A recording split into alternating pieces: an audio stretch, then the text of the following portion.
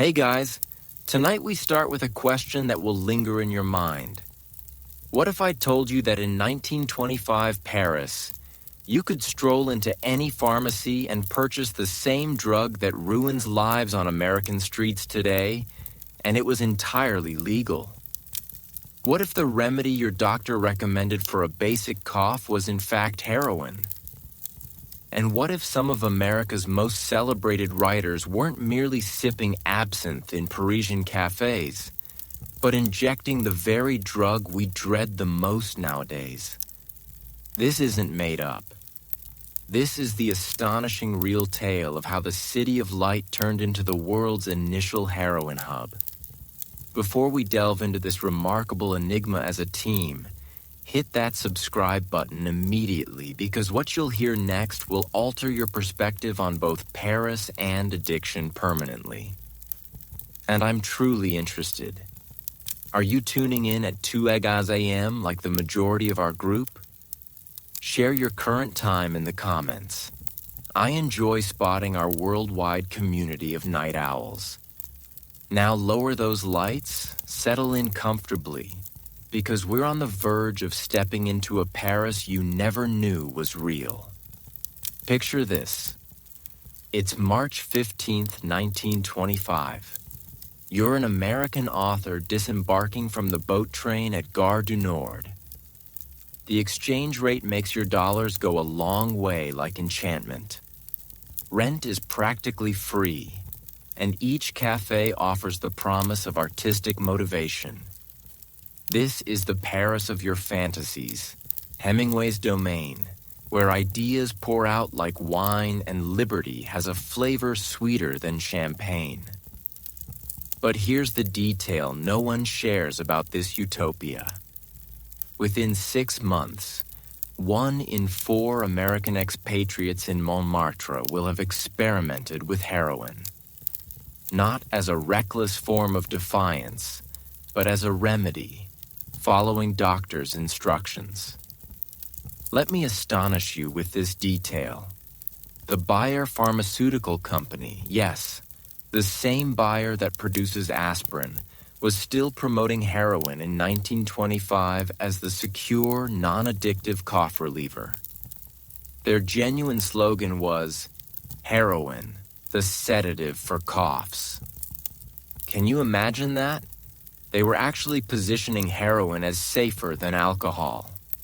Dr. Auguste Morel, chief doctor at Hôpital Bichat, recorded something alarming in his personal journals. I'm quoting his precise words, translated from French. March 1925. I have cared for 17 Americans this month for what they describe as a lingering cough. All specifically asked for the German remedy. All came back within days seeking higher strengths. I worry we are generating something beyond our comprehension. He had no clue he was observing the emergence of contemporary drug addiction. Here's where this narrative turns utterly bizarre. The heroin wasn't sourced from crooks or shady backstreet sellers. It was legally brought in, packaged in elegant glass containers with refined labels, available in the finest pharmacies along the Champs-Élysées. The same avenue where visitors acquired perfume, creators obtained paints, and visionaries secured their passes to imaginative liberty. Consider the madness of this setup.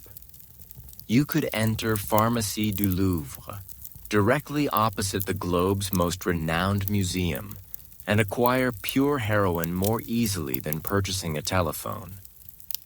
No prescription required for visitors. Simply show your American passport and hand over a few francs. Janet Flanner, the New Yorker's correspondent in Paris, penned something eerie in her diary that remained unpublished for years. She recounted a dinner gathering in February 1925, where the host presented guests with options: coffee, brandy, or a remedy for the night's cold.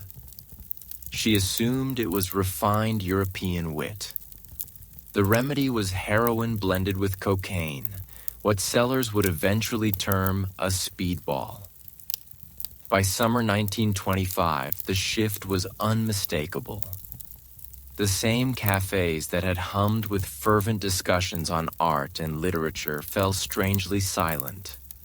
Authors who once packed notebooks with insightful remarks now lingered for hours gazing at empty sheets. Their pupils unusually expanded, their thoughts drifting someplace between awareness and reverie. But here's the most poignant element. They believed they were experiencing their finest existence. Heroin didn't cause them to sense like addicts. It caused them to sense like creators. It subdued their worries, heightened their perceptions, and persuaded them they were more inventive, more perceptive, more vibrant than previously. American artist Maxwell Bodenheim, and yes, I'm citing his actual name since this is verified history, sent a letter to his sister in Chicago. Paris has bestowed upon me the key to unadulterated creativity. There's a remedy here that unlocks gateways in the mind I never realized were there. My artworks have never been more brilliant, my ideas never sharper. He was recounting his initial encounters with pharmaceutical heroin. Within 8 months, Bodenheim couldn't create art without it. Within a year, he couldn't create at all. His landlord discovered him slumped in his Montmartre studio, encircled by empty buyer containers and canvases that grew increasingly disordered, more frantic until they turned into mere chaotic marks in black paint. The city itself turned into a partner in this misfortune. Paris had always glorified indulgence. Absinthe, late evenings, fervent romances, artistic revolt. When heroin appeared, masked as a remedy, it blended seamlessly into this ethos of exquisite self-ruin. No one wondered why so many talented individuals were abruptly becoming so serene. Police documents from the 6th arrondissement, revealed by historian Dr. Marcel Benger in 1987, disclosed something astonishing. By December 1925, there were 47 recorded instances of pharmaceutical reliance among the American expatriate group alone. But here's the twist. These weren't detentions. They were health consultations. The authorities were attempting to assist individuals who believed they had contracted some enigmatic Parisian ailment. The irony is profound when you grasp what was truly occurring. These Americans had escaped Prohibition-era America, where alcohol was unlawful and perilous, only to become hooked on something vastly more harmful, and it was fully legal. Sylvia Beach, proprietor of the renowned Shakespeare and Company bookstore, noted in her unreleased letters a strange alteration in her frequent patrons by late 1925. The writers still visit, she penned, but they no longer debate literature. They remain quietly, nearly immobile, with this odd, tranquil demeanor. It's as if Paris is gradually lulling them all into slumber. She had no notion how foresighted those words would turn out to be. What renders this tale so sorrowful is that everyone, physicians, druggists, even the consumers themselves, thought they were engaging in something beneficial. Contemporary medicine, European elegance, artistic improvement. No one employed terms like addiction or overdose. Those ideas didn't yet apply to heroin. The shift from remedy to threat occurred so slowly that most individuals never noticed it approaching. One day you had a cough, the next day you had alleviation. A week later, you required that alleviation even without the cough. A month later, you needed it just to feel ordinary. 6 months later, ordinary no longer existed. And perhaps the most unsettling feature of this whole narrative is how the city itself appeared to promote this descent into reliance. Paris in the 1920s was a locale where defying norms was applauded, where traditional ethics was ridiculed, where overindulgence was viewed as artistic. When heroin reliance posed as refined European existence, who was going to challenge it? The city of light was turning into something far gloomier, one prescription at a time. But this shift didn't occur separately. The heroin inundating Parisian pharmacies had to originate from somewhere. The account of how a German pharmaceutical firm's wonder cure became the basis for global drug smuggling is even more astounding than what we've examined tonight. Because what we've just investigated is merely the start. The actual query isn't how heroin reached Paris. It's how something developed in a lab with the noblest aims became the model for modern addiction. And that account? Well, that's where we're directing next. Now here's where our narrative shifts in a way that will utterly astonish you. You're likely pondering, how did a reputable German pharmaceutical firm invent what would become the planet's most dreaded drug? The response is so ridiculous, so impeccably German in its systematic lunacy that you'll doubt everything you believe about medical science. It begins with a cough, quite literally. In 1897, a biochemist named Felix Hoffmann was confronting a dilemma. His father endured arthritis and couldn't handle aspirin. It ravaged his stomach. Hoffmann required something more potent than aspirin, but milder than morphine. So he did what any brilliant chemist would do. He began tinkering with morphine's molecular framework. On August 21, 1897, Hoffmann created something remarkable. He took morphine and attached 2 acetyl groups. Basically, he encased morphine in a chemical layer that rendered it more powerful and supposedly safer. He named it diacetylmorphine. The marketing team had a more appealing name, heroin, from the German word heroisch, meaning heroic. Here's the twist. Hoffmann truly thought he had invented a wonder drug, and frankly, the initial proof backed his hopefulness. Dr. Heinrich Dresser, Bayer's head of pharmacology, led the first clinical trials in 1898. His results, published in the German medical journal Therapeutische Monatshefte, were groundbreaking. I'm citing directly from his report. Diacetylmorphine causes no nausea, no constipation, no loss of appetite. Patients describe a notable feeling of well-being and enhanced respiratory function. Most strikingly, we see no indications of tolerance or reliance even after weeks of therapy. Can you picture reading that now? It's like finding a document asserting cigarettes ward off lung cancer. But here's what makes this narrative utterly captivating. Dresser wasn't deceiving. He wasn't dishonest. He was merely noting short-term outcomes without grasping long-term repercussions. The patients in his research truly improved. Their coughs vanished. Their pain disappeared. They reported being more energetic, more hopeful, more able than they had been in years.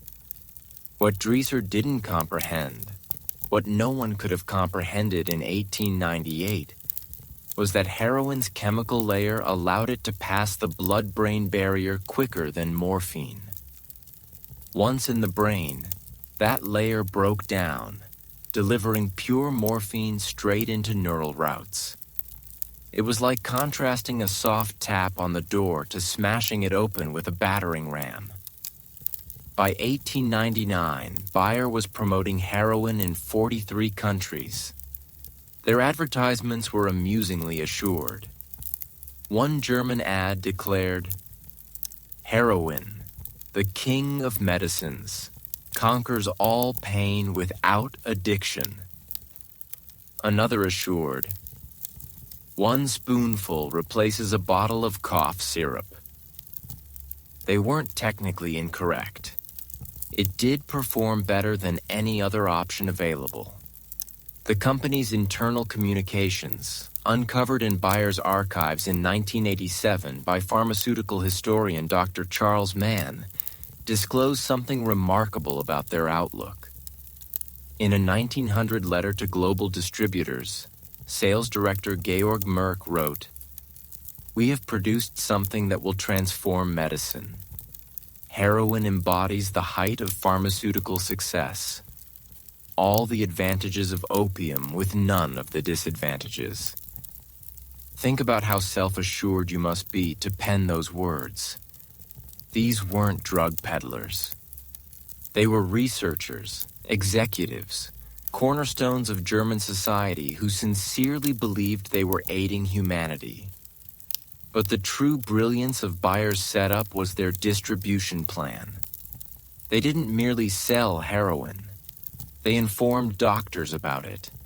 They issued medical periodicals, funded symposia, and dispatched agents to illustrate correct application methods. By 1902, there were certified heroin administration experts in major cities throughout Europe and America.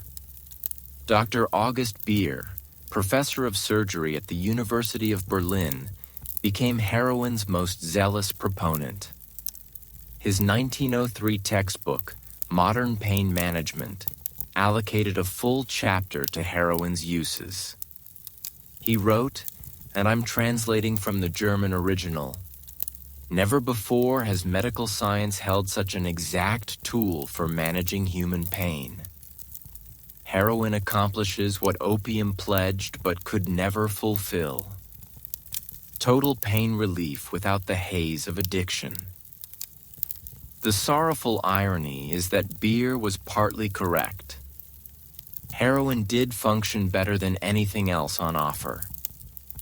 Patients adored it. Doctors recommended it with assurance. Pharmacists supplied it with pride. The whole medical institution adopted it as the embodiment of advancement. Meanwhile, something ominous was transpiring in the actual world that the medical publications weren't covering. Street vendors in large cities started observing that heroin users built tolerance quicker than opium users. They needed larger amounts, more regular amounts. But rather than viewing this as an alert, vendors saw it as a commercial chance. Thomas De Quincey Jr., son of the renowned confessions of an English opium eater author, chronicled this change in his unreleased memoirs. Writing from London in 1904, he noted, "Father's era spoke of opium as a spiritual voyage, a philosophical inquiry. This new German remedy generates something completely distinct, a bodily urgency I've never seen before. But it worsens." Bayer's quality assurance was so excellent that illicit heroin couldn't rival it. Street vendors started combining heroin with other materials to extend their stock, producing erratic strength levels. Users never knew if their next portion would be too mild to quench their urge or potent enough to end their life. The company eventually started getting disturbing reports in 1905. Dr. Charles Towns, who operated a private addiction facility in New York, wrote straight to Bayer's board of directors. "Gentlemen, I believe your wonder cure may have an unanticipated outcome. Patients who finish treatment return to me within months, not seeking relief for their initial condition, but for what they portray as an incapacity to operate without your remedy.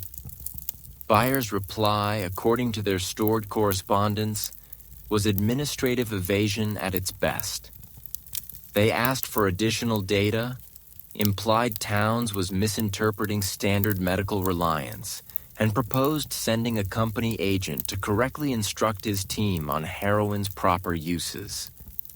It took 3 more years and hundreds more accounts from doctors globally before Bayer silently started cutting back heroin output. They never acknowledged fault. They never withdrew current stocks. They just shifted to other endeavors.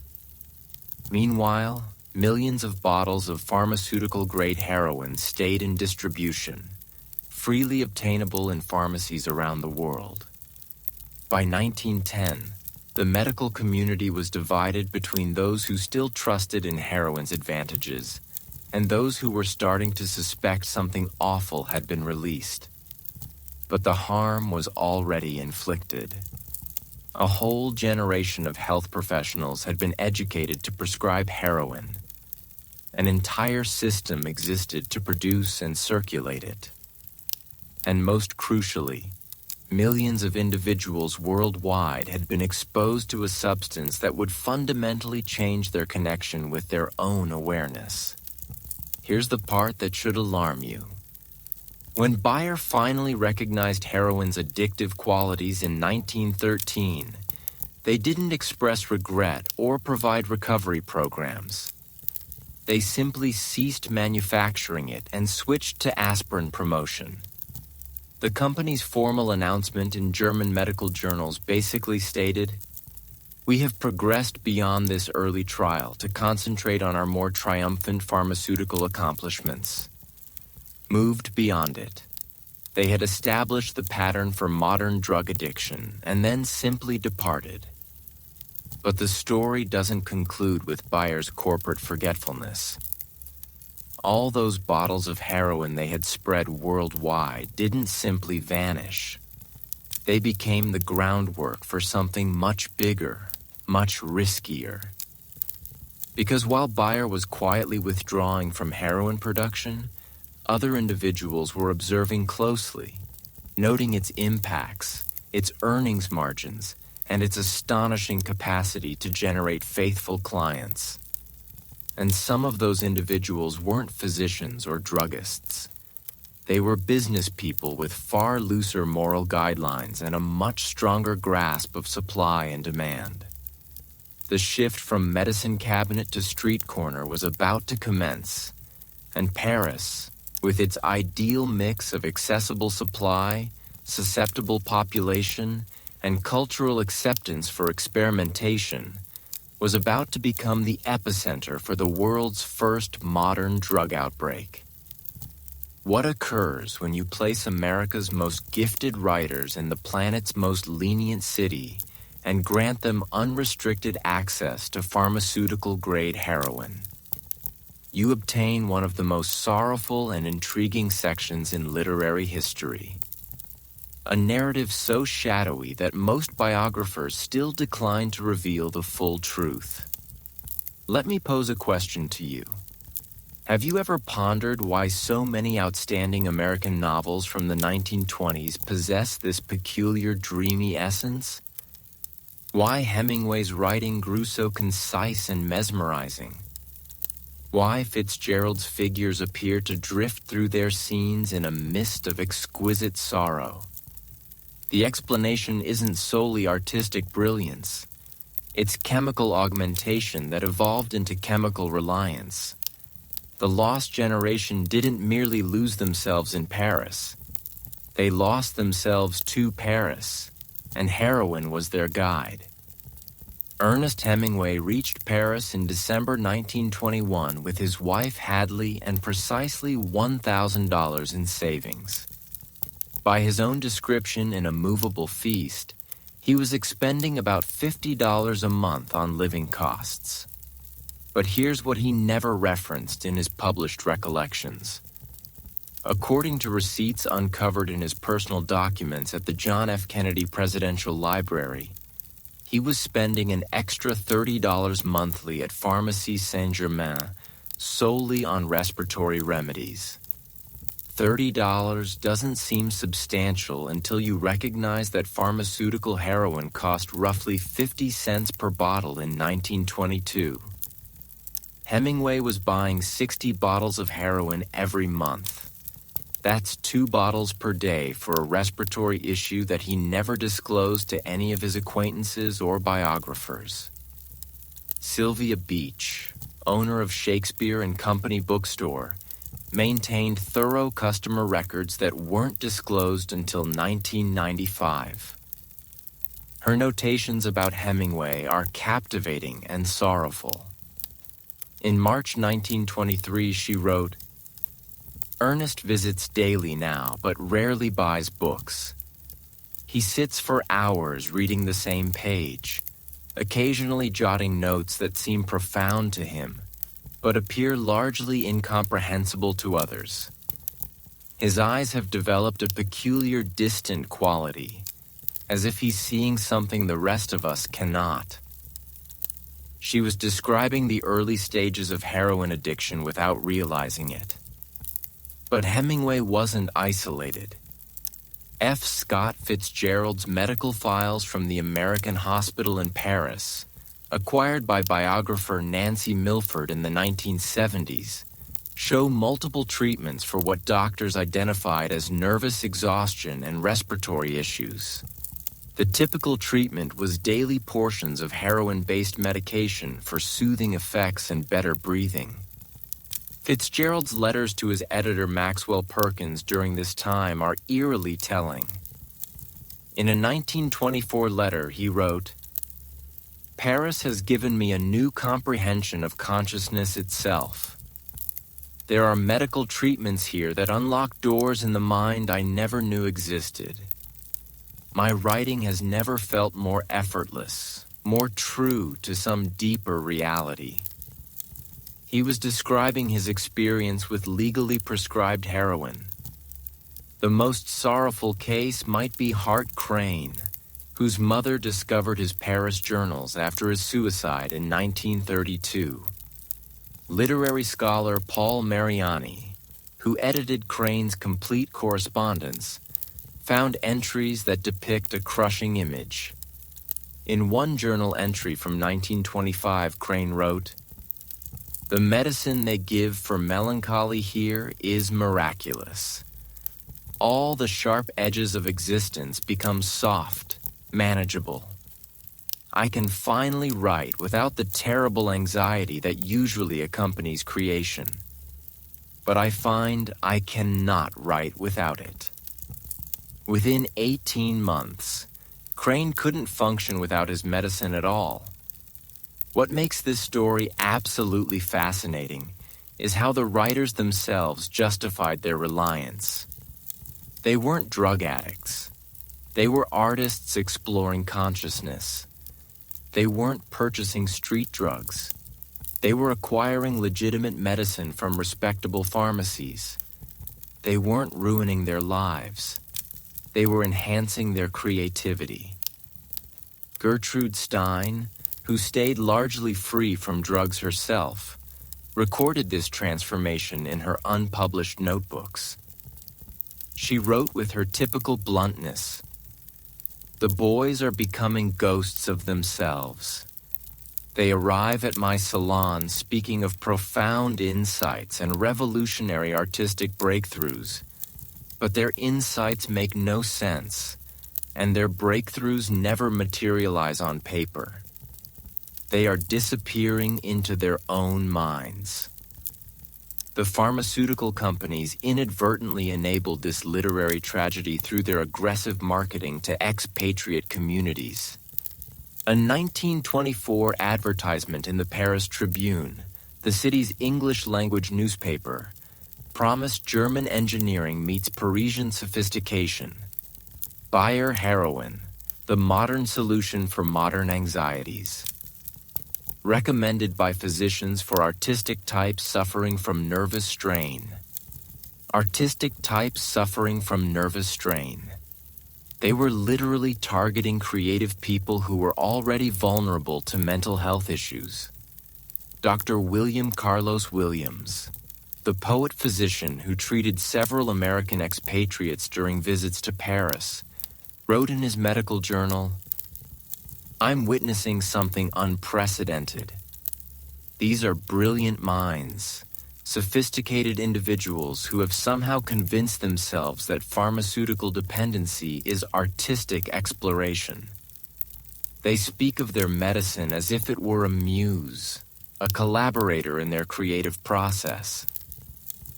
The most chilling aspect of this story is how long it took for anyone to recognize what was happening. These writers were still producing work, sometimes their best work.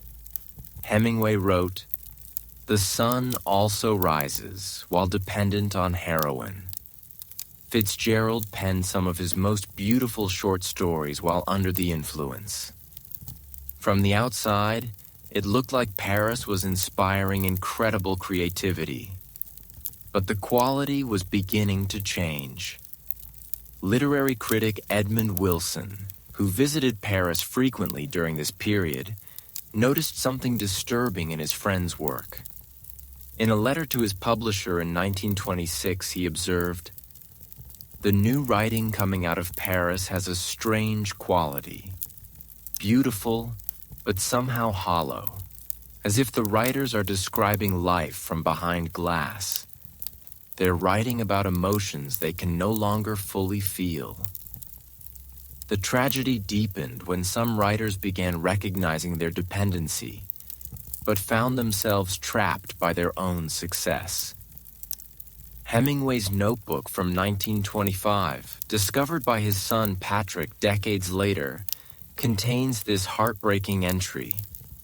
"The medicine makes writing easier, but I fear it may be making me easier to replace.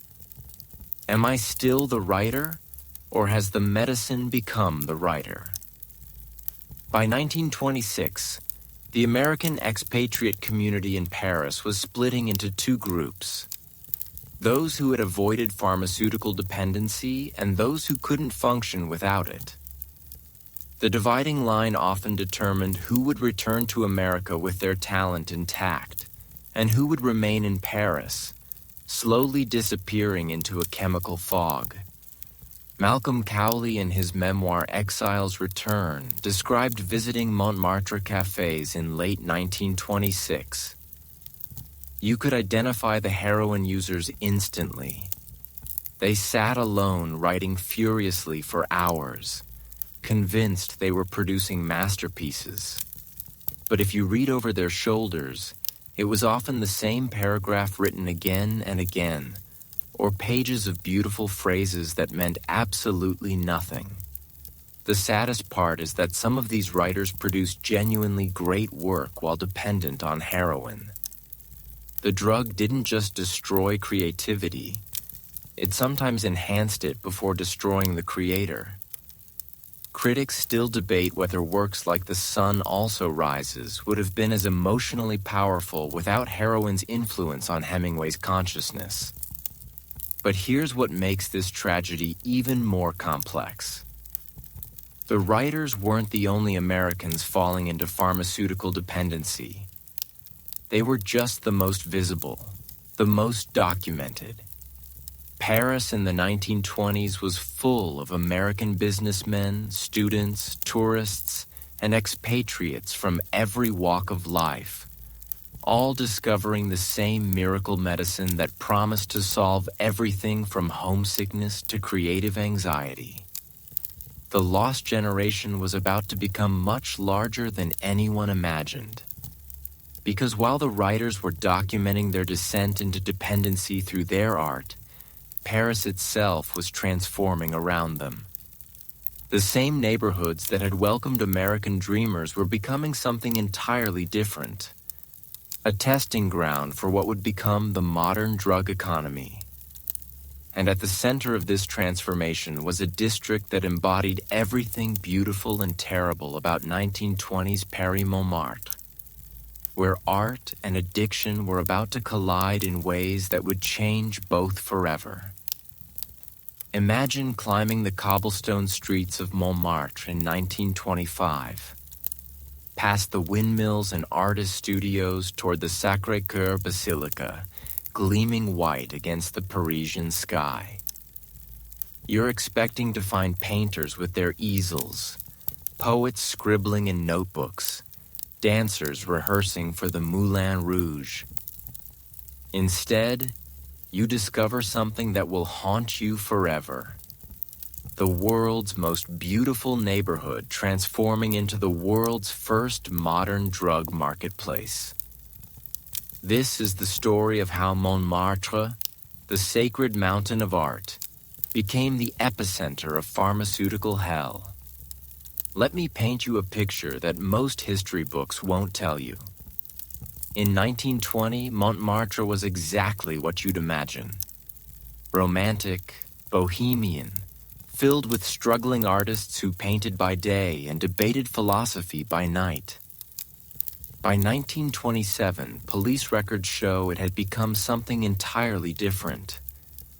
A neighborhood where you could buy heroin more easily than bread, where tourist guidebooks warned visitors to avoid certain streets after dark, and where some of the world's most talented artists had become some of the world's first heroin dealers. The transformation started innocently enough.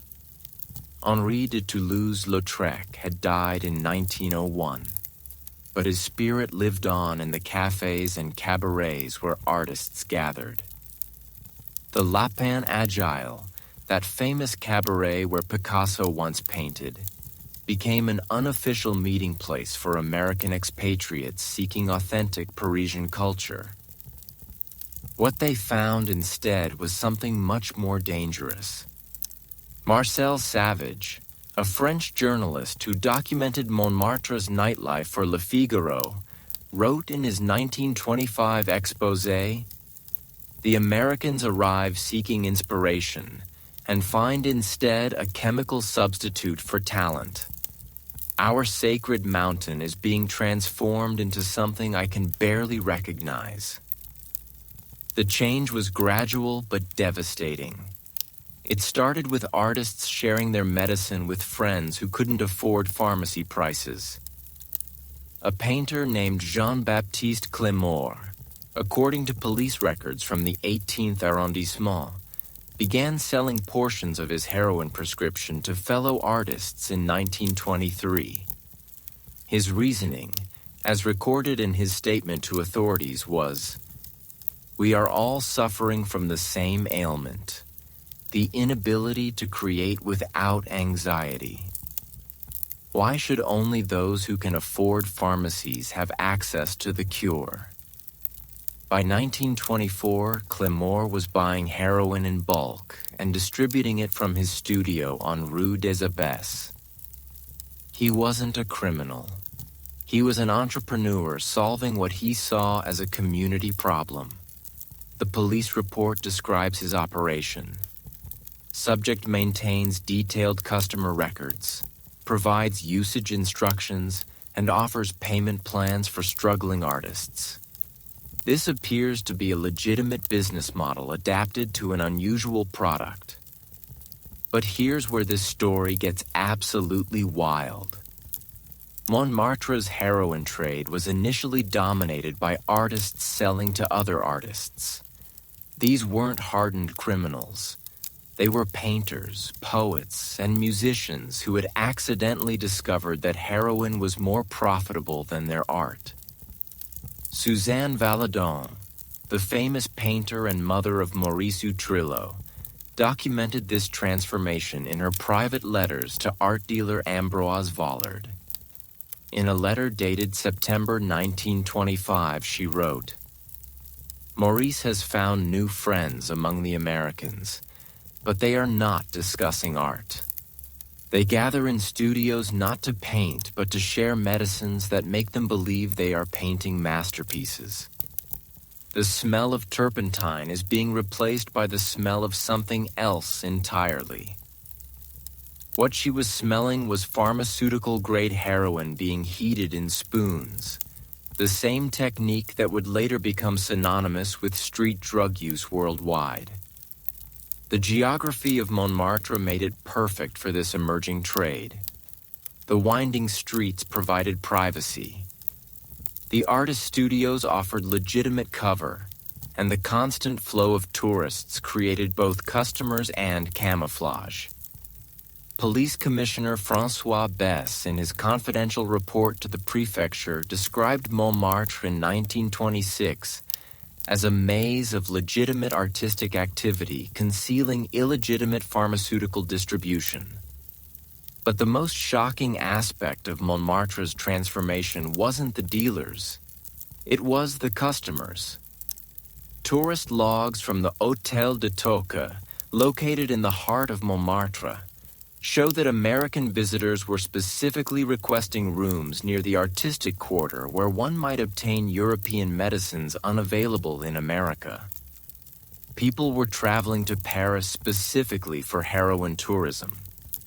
Josephine Baker, who performed at various Montmartre venues, witnessed this transformation firsthand. In her unpublished autobiography discovered in her estate papers, she described a party in late 1925. The energy that once filled these rooms with jazz and laughter had been replaced by something eerily calm. Artists sat motionless for hours, convinced they were experiencing profound insights while their canvases remained blank and their instruments silent. The economics of this transformation were staggering. A struggling painter who made perhaps 200 francs per month selling artwork could make 500 francs per week selling heroin to fellow artists and tourists. Maurice Devez, one of the Fauviste painters, wrote to his dealer Paul Guillaume in 1926, "The young artists are abandoning their easels for more profitable pursuits. They claim they are still creating, but their medium has changed from paint to powder." By 1926, Montmartre had developed its own unique drug economy. Unlike other cities where heroin distribution was controlled by criminal organizations, Montmartre's trade remained surprisingly artistic. Dealers gave themselves poetic names: the chemist of colors, the pharmacist of dreams, the doctor of inspiration. They maintained regular hours, provided customer service, and even offered artistic consultations alongside their pharmaceutical services.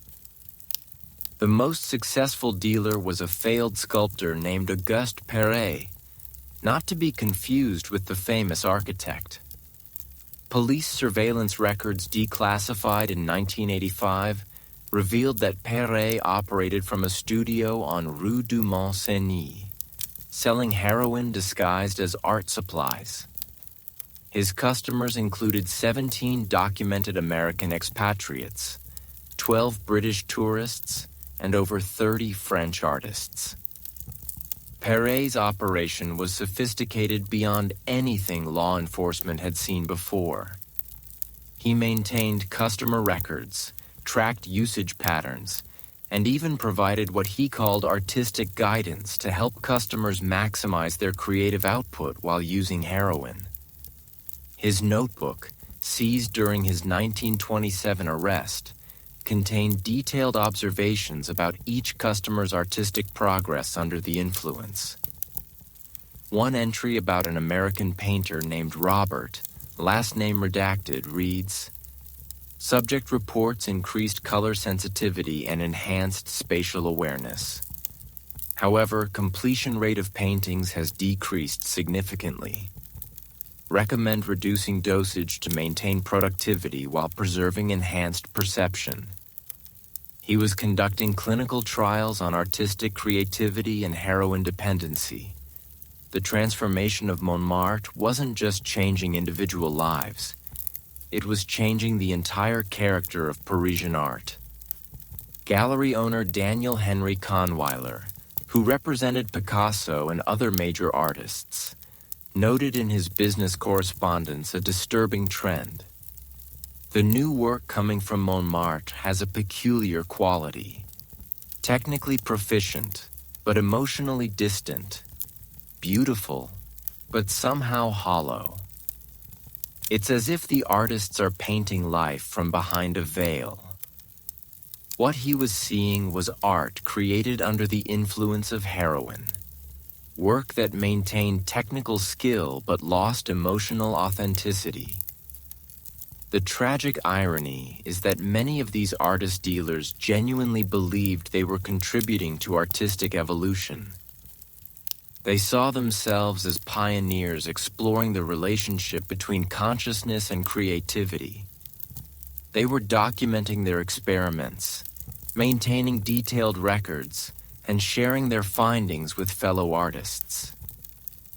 But while they were conducting their experiments, Montmartre itself was becoming the laboratory.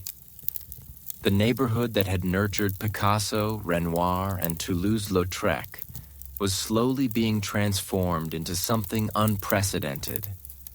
A community where artistic ambition and pharmaceutical dependency had become indistinguishable.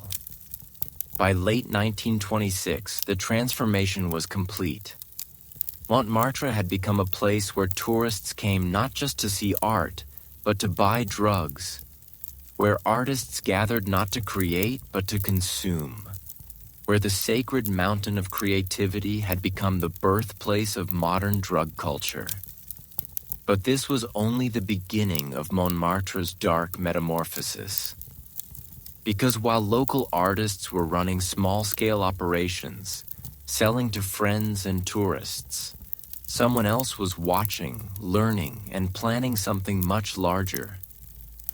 The pharmaceutical supply chain that fed Montmartre's growing appetite wasn't just coming from Parisian pharmacies anymore.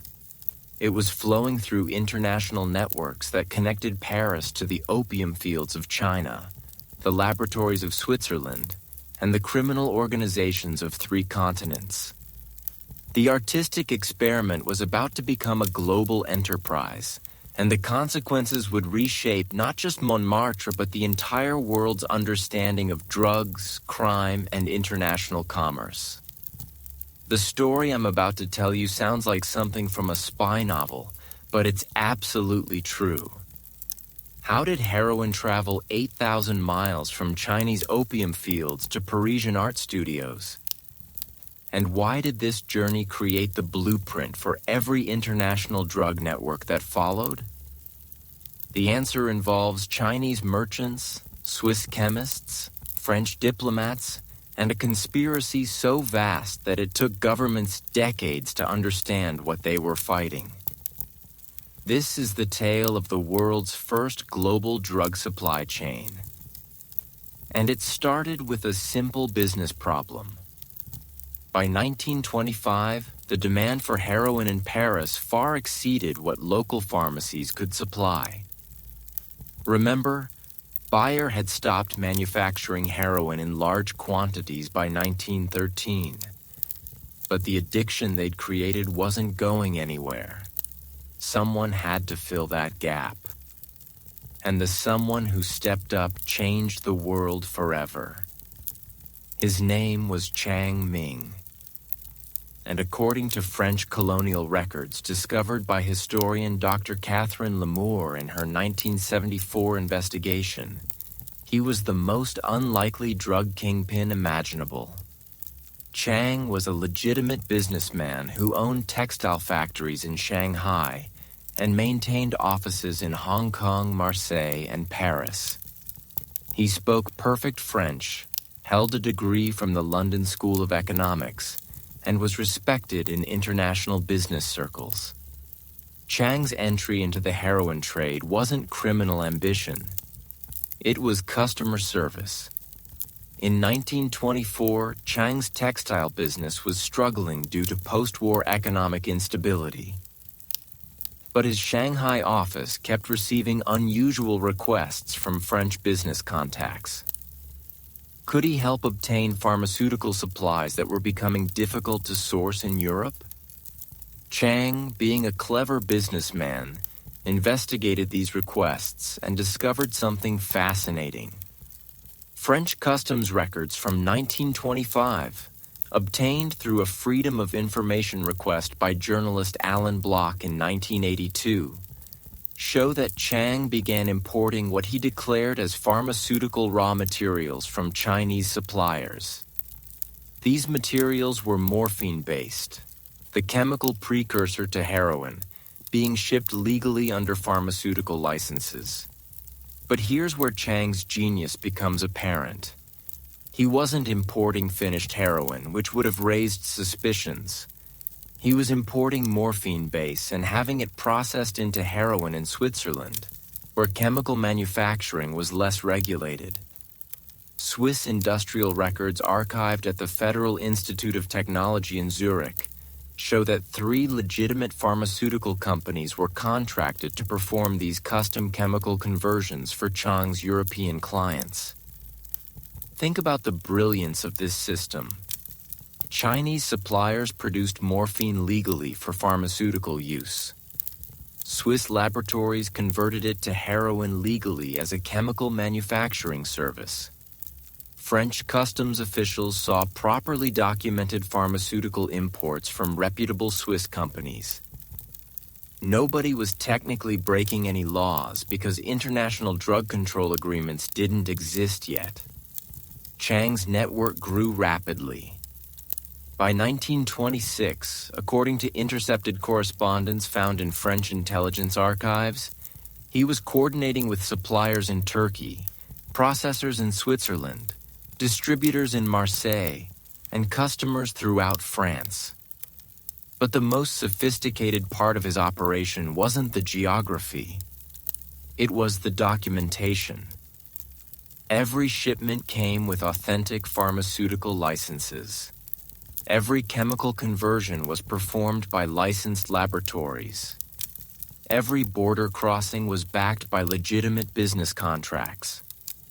Chang had created a legal loophole large enough to drive an international drug empire through.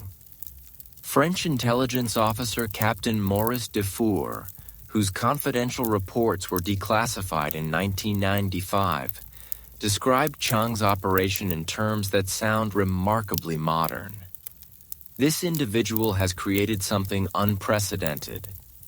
A multinational corporation dedicated to pharmaceutical distribution. His supply chain spans 4 countries, involves legitimate businesses at every level, and generates profits that dwarf traditional commerce. The numbers were staggering.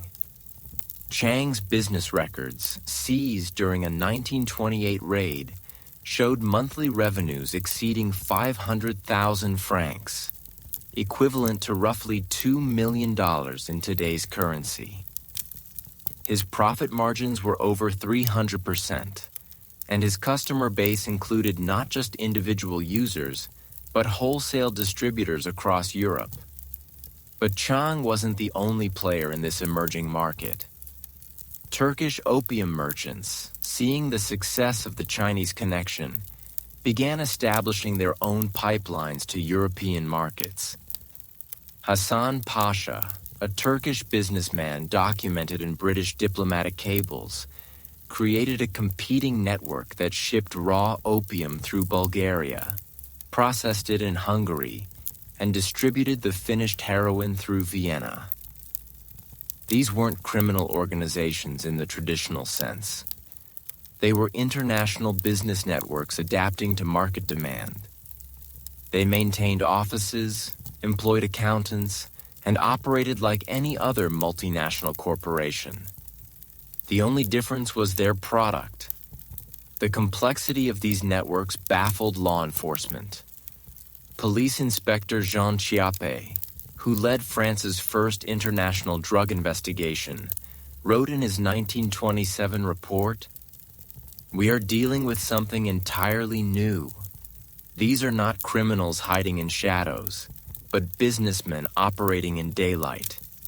They have lawyers, contracts, and legitimate business fronts. How does one arrest a supply chain?" The answer was, you couldn't. Not with existing laws, anyway.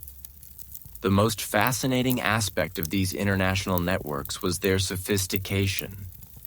Chang's organization, for example, maintained detailed customer profiles.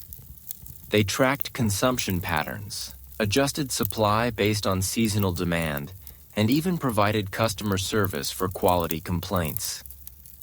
One intercepted letter from Chang's Paris office dated April 1926 addressed a customer complaint about product potency with the professionalism of any modern pharmaceutical company.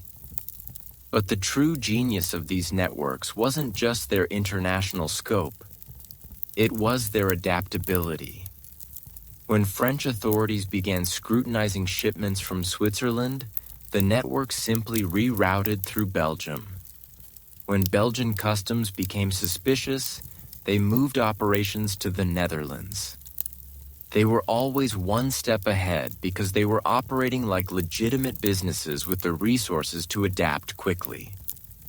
Dr. Pablo Eisenberg, a German chemist who worked with several of these networks, described their operations in his posthumously published memoirs. These organizations approached drug manufacturing with the same scientific rigor that legitimate pharmaceutical companies applied to medicine. They maintained quality control, developed new synthesis techniques, and even conducted research into more efficient production methods. The networks were innovating. They weren't just copying existing pharmaceutical processes, they were improving them. By 1927, these international networks had created something unprecedented: a global market for illegal drugs with the organizational structure of legal commerce. They had established supply chains that stretched across continents, quality control systems that ensured consistent products, and distribution networks that could adapt to changing legal environments. But perhaps most importantly, they had created a template. The methods Chang and his competitors developed: compartmentalized operations, legitimate business fronts, international supply chains, legal loopholes, and adaptive distribution would be copied by drug organizations for the next century. And nowhere were the effects of these international networks more visible than in the streets of Paris, where the steady supply of high-quality heroin was transforming not just individual lives, but entire communities. The reliable supply chain that connected Chinese opium fields to Parisian cafes was about to create cultural changes that would define an entire generation. Have you ever wondered how entire cultures can shift so quickly? How social norms that seemed permanent can suddenly disappear? The answer often lies in supply chains, the invisible networks that determine what's available, affordable, and accessible in any given society. And in 1920s Paris, those supply chains were about to deliver something that would change everything. Not just heroin, but the cultural permission to use it. Because while businessmen like Chang were solving the supply problem, artists and intellectuals were creating something equally important: the cultural framework that made heroin use seem not just acceptable, but sophisticated. Picture yourself walking into a Parisian jazz club in 1926. The air is thick with cigarette smoke and something else, something sweet and medicinal. On stage, a trumpet player hits notes so pure, so haunting that they seem to float above the crowd like spirits. But look closer at the musician's eyes. They're distant, dreamy, almost ethereal. Welcome to the most dangerous cultural revolution in history. The moment when jazz, opium dens, and pharmaceutical heroin created a lifestyle that would seduce an entire generation. This is the story of how music became the soundtrack to addiction and how the most beautiful art emerged from the most devastating dependency.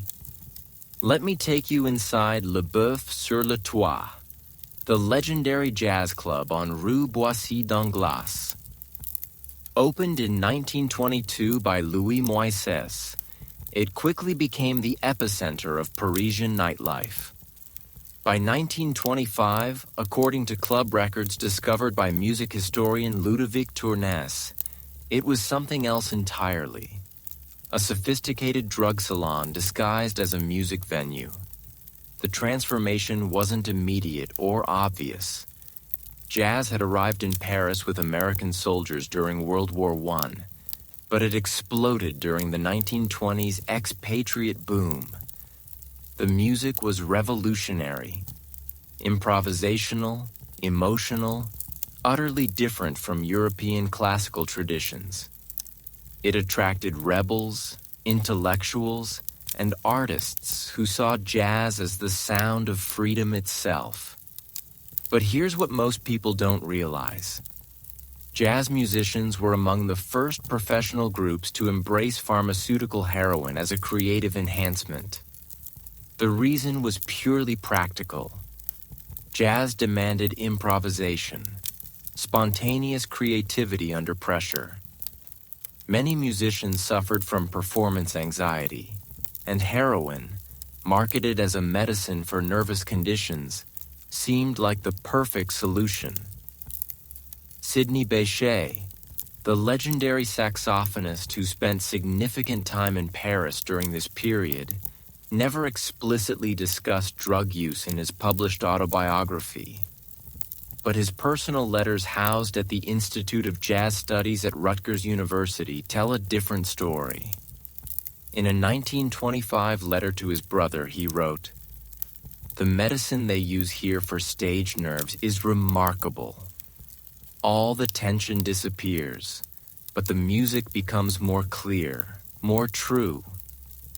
I can hear every note in my head before I play it." He was describing his first experience with heroin. The connection between jazz and heroin spread quickly through the musical community. Django Reinhardt, the famous guitarist, documented this in his unpublished diaries discovered by his biographer Charles Delaunay. Reinhardt wrote, "The American musicians have introduced us to a medicine that makes improvisation effortless. The music flows like water without the usual struggle between mind and fingers." But the most shocking aspect of this cultural shift wasn't happening on stage. It was happening in the audience. Parisian jazz clubs began attracting a clientele that came not just for music, but for the complete experience. Jazz, conversation, and pharmaceutical enhancement. Le Grand Duc, another famous jazz club in Montmartre, became notorious for what owner Eugene Bullard called musical therapy sessions. According to police surveillance reports from 1926, declassified in 1978, these sessions involved live jazz performances combined with group consumption of heroin-based medicines. Participants described it as a profound artistic experience. Music and chemistry combining to create altered consciousness. The French intellectual elite embraced this fusion with typical Gallic sophistication. Jean Cocteau, the famous writer and filmmaker, documented his experiences at these musical pharmaceutical gatherings in his diary. In an entry from March 1926, he wrote, "Tonight I experienced something unprecedented. Music not just heard, but felt, absorbed, lived. The German medicine allows one to inhabit the music rather than simply listen to it." Cocteau became one of heroin's most articulate advocates, writing extensively about what he called pharmaceutical aesthetics. The idea that certain drugs could enhance artistic appreciation and creation. But the real cultural revolution was happening in the opium dens that began incorporating jazz performances. These weren't the stereotypical Asian opium houses of popular imagination. They were sophisticated cultural salons that combined Eastern smoking traditions with Western musical innovation. Madame Chang's establishment on Rue de Lappe, documented extensively by sociologist Maurice Halbwachs in his suppressed 1927 study of Parisian subcultures, was typical of this new hybrid culture. Customers could smoke opium in traditional Chinese beds while listening to live jazz performances, or they could inject pharmaceutical heroin while discussing literature and art. The cultural impact was profound. Jazz music itself began changing to accommodate the altered consciousness of its audience. Tempos became more languorous, melodies more hypnotic. Musicians discovered that heroin-influenced audiences preferred longer, more repetitive musical phrases sounds that complemented their chemically altered perception. Bix Beiderbecke, the legendary cornet player who spent time in Paris jazz circles, never publicly discussed drug use, but his musical evolution during his Paris period tells the story. His recordings from 1925 and 1926 show a dramatic shift towards slower, more ethereal compositions that seem designed for altered states of consciousness. The fusion of jazz and drugs created an entirely new cultural aesthetic. Fashion changed. The sharp, energetic styles of the early 1920s gave way to flowing, comfortable clothing suitable for long nights of musical and pharmaceutical experimentation. Interior design evolved to accommodate both music and drug consumption. Softer lighting, more cushions, spaces designed for horizontal relaxation. Paul Morand, the French writer who chronicled Parisian society, captured this transformation in his 1926 novel Open All Night. Though fiction, it was based on his direct observations of jazz club culture. He described venues where music floats through rooms filled with horizontal figures, where conversation happens in whispers, and where time moves to the rhythm of altered consciousness. The economic impact was staggering. Jazz clubs that adapted to pharmaceutical culture saw their revenues triple.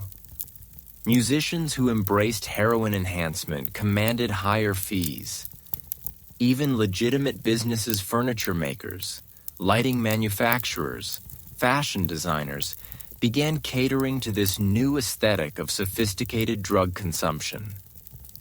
But perhaps the most significant cultural change was the normalization of public drug use among intellectuals and artists.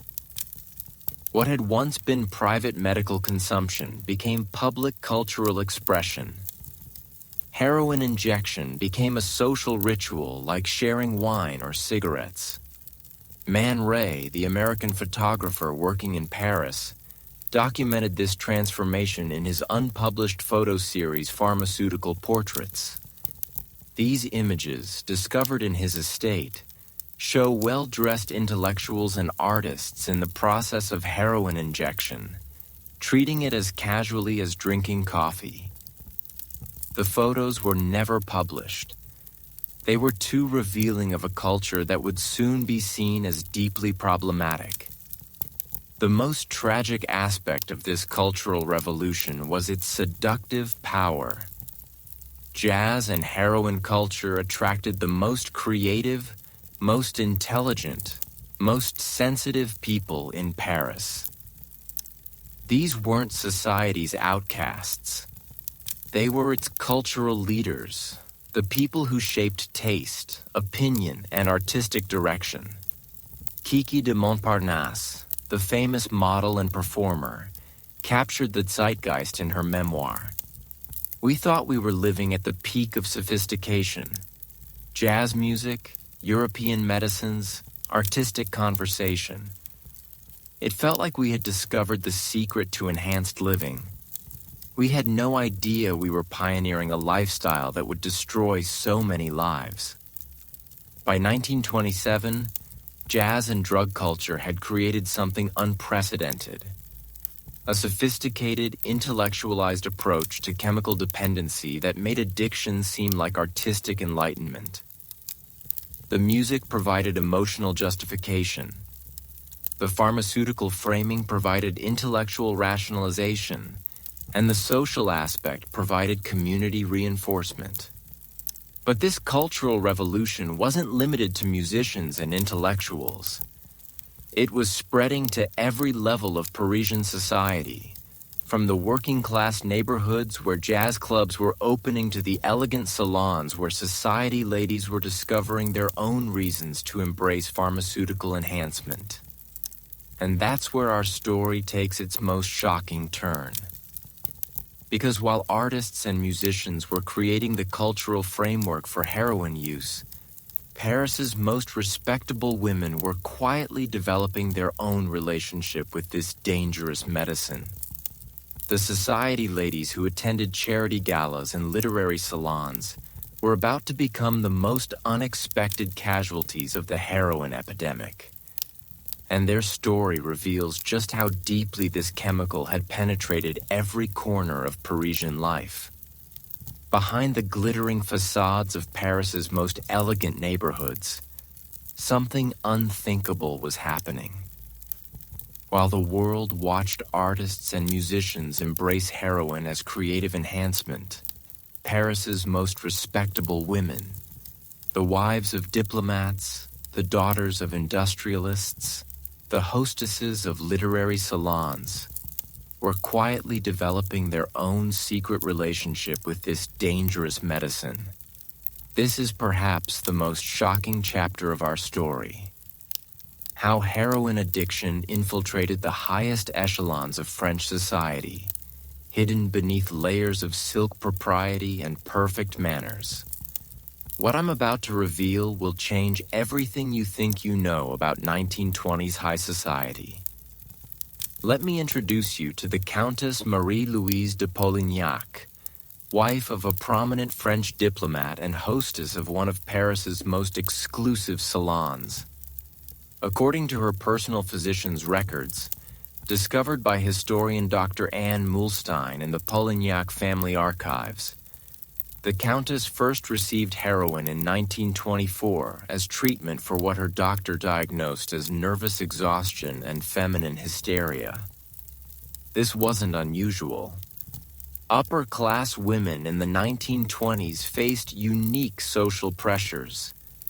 Maintaining perfect appearances while managing complex households, entertaining extensively while remaining intellectually engaged, supporting their husbands' careers while suppressing their own ambitions. Many suffered from what we'd now recognize as anxiety and depression. But 1920s medicine had a convenient solution: pharmaceutical heroin for female nervous conditions. Dr. Georges Roussy, who treated many society women at his private clinic on Avenue Foch, documented this phenomenon in his confidential case notes found in the Paris Medical Society archives. He wrote in 1925, "I observe a troubling pattern among ladies of quality. They arrive seeking relief from the tensions of social obligation and depart with remedies that seem to create more problems than they solve." But here's what makes this story absolutely fascinating. These women didn't see themselves as drug users. They saw themselves as patients receiving legitimate medical treatment from respectable physicians in elegant clinics. The heroin came in beautiful crystal bottles with handwritten labels. The injections were administered with silver syringes in rooms decorated with fresh flowers and fine art. The Duchess of Windsor, then Wallis Simpson, spent considerable time in Parisian social circles during this period.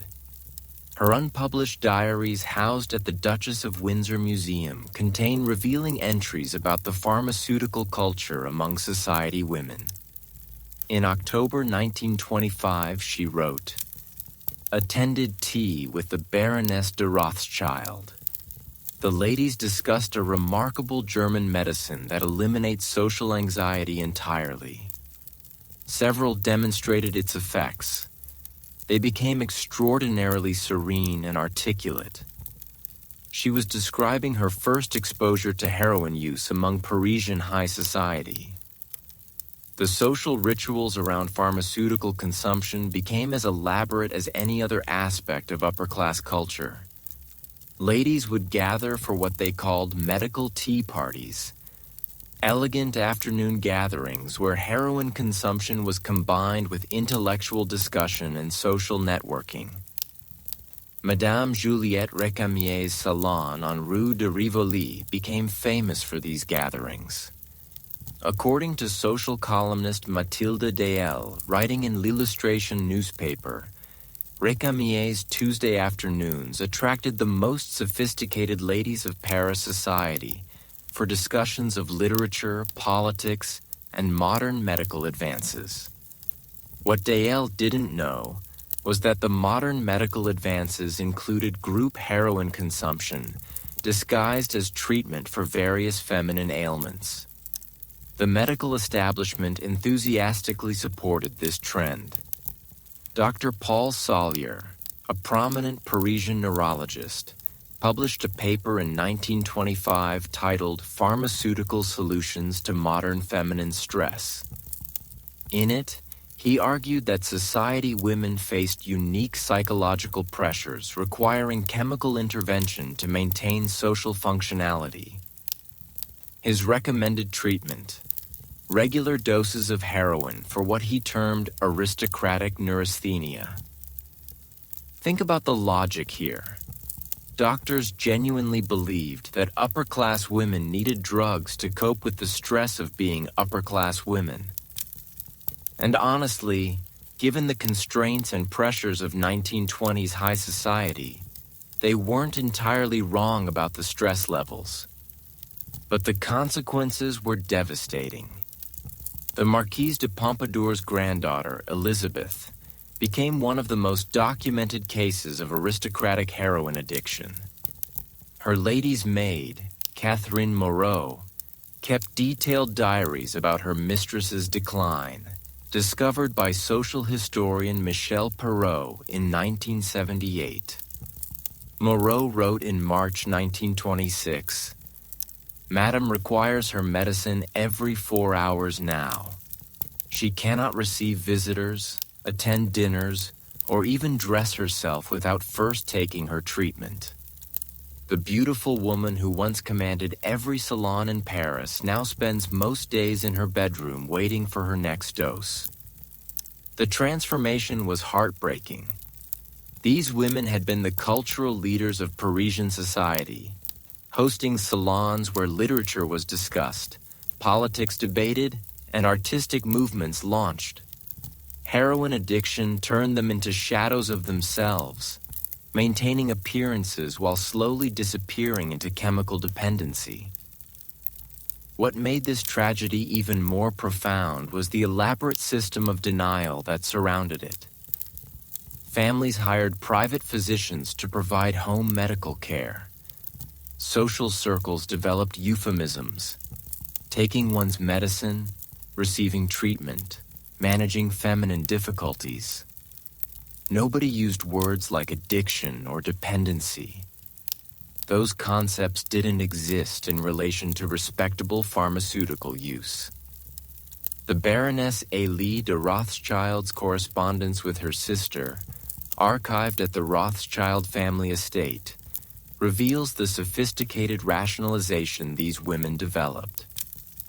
In a letter dated July 1926, she wrote, "My physician assures me that the German medicine is entirely safe when properly administered.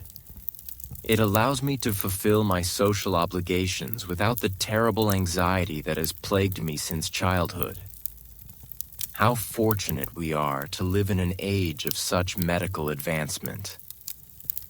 6 months later, she was injecting heroin multiple times daily and hadn't left her mansion in weeks. The economic impact on upper-class families was staggering but well hidden. Society women were spending enormous sums on pharmaceutical heroin, often more than their husbands spent on business investments. But the expenses were disguised as medical care and health treatments, making them socially acceptable and financially invisible. Pierre Polignac's private financial records, discovered during estate proceedings in 1960, show that his wife's medical expenses consumed nearly 40% of the family's annual income by 1927. He never questioned these expenses because they were presented as necessary treatments prescribed by reputable physicians. The most tragic aspect of this epidemic among society women was its impact on their children. Upper-class mothers who were functionally addicted to heroin couldn't provide proper child care, but they could afford to hire extensive household staff to compensate. Children grew up with emotionally distant mothers who were physically present but psychologically unavailable. Claude Monet's daughter-in-law, Alice Hochaday Monet, documented this phenomenon in her family letters. She described visiting friends' homes where the mothers sit beautifully dressed and perfectly still, like elegant mannequins, while their children are raised entirely by servants. It's as if the mothers have become living dolls, decorative but not functional. But perhaps the most shocking revelation about heroin use among society women was how it affected Paris's cultural leadership. These women had traditionally been the patrons of art, literature, and music. Their salons had launched careers and movements. When heroin addiction removed them from active cultural participation, it created a vacuum in Paris's intellectual life. Cultural historian Daniel Halavy noted this change in his 1927 essay, The Decline of the Salon. He wrote, "The great hostesses of Paris have become mysteriously inactive. Their homes are still beautiful, their receptions still elegant, but the spark of intellectual engagement has somehow dimmed. Conversations that once crackled with wit and insight now drift aimlessly through topics that seem to hold no one's attention." He was describing the cultural impact of widespread heroin addiction among the women who had traditionally driven Parisian intellectual life. By 1927, the secret epidemic among society women had reached crisis proportions. Private clinics specializing in feminine nervous disorders were reporting capacity crowds. Fashionable physicians were making fortunes prescribing pharmaceutical heroin to aristocratic women. And families were quietly dealing with the devastating consequences of having wives, mothers, and daughters who could no longer function without chemical assistance. But while the upper classes were developing elaborate systems to hide their pharmaceutical dependencies, a different tragedy was unfolding among the medical professionals who were supposed to be helping them. The doctors, psychiatrists, and specialists who prescribed heroin with such confidence were about to discover that they understood nothing about the monster they had unleashed. Their ignorance would prove as dangerous as the drug itself. Here's the most disturbing irony of the 1920s heroin epidemic. The very people who should have recognized the danger were the ones perpetuating it. French physicians, psychiatrists, and medical specialists, the most educated, scientifically trained minds in the country, were prescribing heroin with breathtaking confidence while remaining completely blind to the catastrophe they were creating. This is the story of how medical arrogance and scientific ignorance combined to fuel one of history's first pharmaceutical disasters. And the most terrifying part? They genuinely believed they were helping their patients. Let me take you inside the mind of Dr. Henri Mondor, one of Paris's most respected physicians and a professor at the Faculty of Medicine. His personal journals, donated to the French National Library by his family in 1972, reveal the shocking mindset of the medical establishment. In a 1925 entry, he wrote, "Heroin continues to prove itself the most reliable treatment for nervous conditions, respiratory ailments, and general malaise. I have prescribed it to over 200 patients this year with uniformly positive results. Modern pharmaceutical science has truly conquered human suffering." 200 patients in 1 year from one doctor. Can you imagine the scale of what was happening across the entire medical establishment? But Dr. Mondor wasn't some quack operating from a back alley clinic. He was a distinguished professor, author of medical textbooks, and consultant to several Parisian hospitals. His confidence in heroin wasn't based on ignorance. It was based on what he believed to be rigorous scientific observation.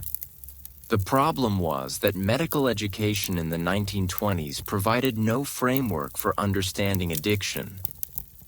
Dr. Charles Richet, winner of the Nobel Prize in Medicine and one of France's most prestigious physicians, published a paper in 1924 titled "The Therapeutic Applications of Diacetyl Morphine" that perfectly captures the medical establishment's blind spot.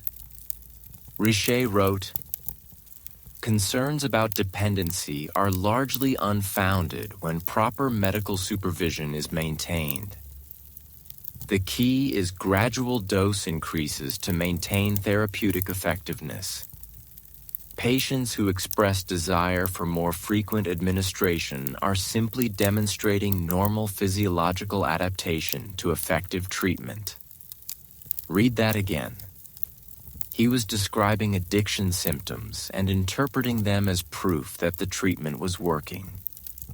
The French Medical Association's official guidelines, published in 1925 and archived at the Wellcome Library in London, actually recommended heroin as the preferred treatment for dozens of conditions: anxiety, depression, coughing, insomnia, digestive issues, and something they called American nervousness, a condition supposedly affecting expatriates struggling with European culture. Dr. Paul Sallier, who ran one of Paris's most exclusive private medical clinics, developed what he called systematic heroin therapy for wealthy patients.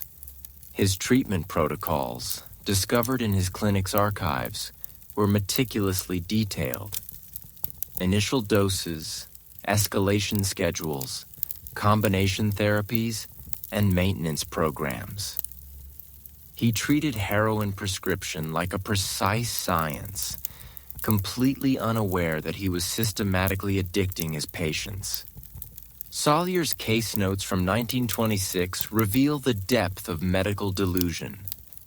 Writing about a patient identified as Madame X, later revealed to be a prominent society hostess, he observed, "Subject has developed remarkable tolerance to treatment, now requiring doses 5 times the initial prescription to achieve therapeutic benefit. This demonstrates the body's healthy adaptation to pharmaceutical intervention. Treatment is proceeding excellently." Proceeding excellently. She was injecting heroin every 2 hours and hadn't left her house in 3 months. The most shocking aspect of this medical blindness was how systematically it was taught to new doctors. Professor Auguste Chauffard, who trained dozens of physicians at Hôpital Cochin, included extensive heroin instruction in his medical curriculum. Student notes from his 1925 lectures, preserved in the university archives, show that he taught heroin prescription as standard medical practice. One student transcription reads, "Professor Chauffard emphasizes that modern physicians must overcome outdated prejudices against pharmaceutical intervention. Heroin represents the pinnacle of German engineering applied to human suffering. Proper dosage eliminates pain without eliminating consciousness, the holy grail of medical treatment. These weren't evil people deliberately harming their patients. They were highly educated professionals applying what they believed to be cutting-edge medical science. Their confidence was absolute because their training had provided no framework for recognizing what they were actually doing. But here's where the story becomes truly infuriating. Some doctors were beginning to notice problems, but the medical establishment systematically ignored or suppressed their concerns. Dr. Louise Pelletier, one of the few female physicians practicing in Paris, documented troubling patterns among her patients as early as 1924. Her confidential report to the Medical Association, found in their archived correspondence, detailed unusual patient behaviors, including frequent appointment requests, emotional distress when prescriptions were delayed, and physical symptoms that seemed unrelated to original complaints. She concluded, "I suspect our German pharmaceutical remedy may be creating secondary medical conditions that require investigation." The Medical Association's response, signed by the president Dr. Léon Bourgeois, was dismissive.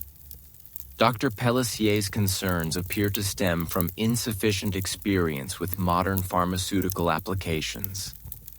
We recommend additional training in contemporary treatment protocols.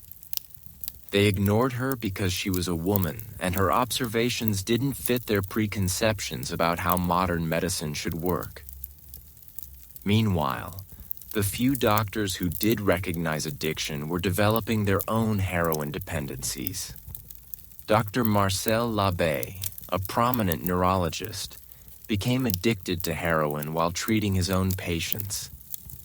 His personal diary, discovered after his death, reveals the twisted logic of an addicted physician.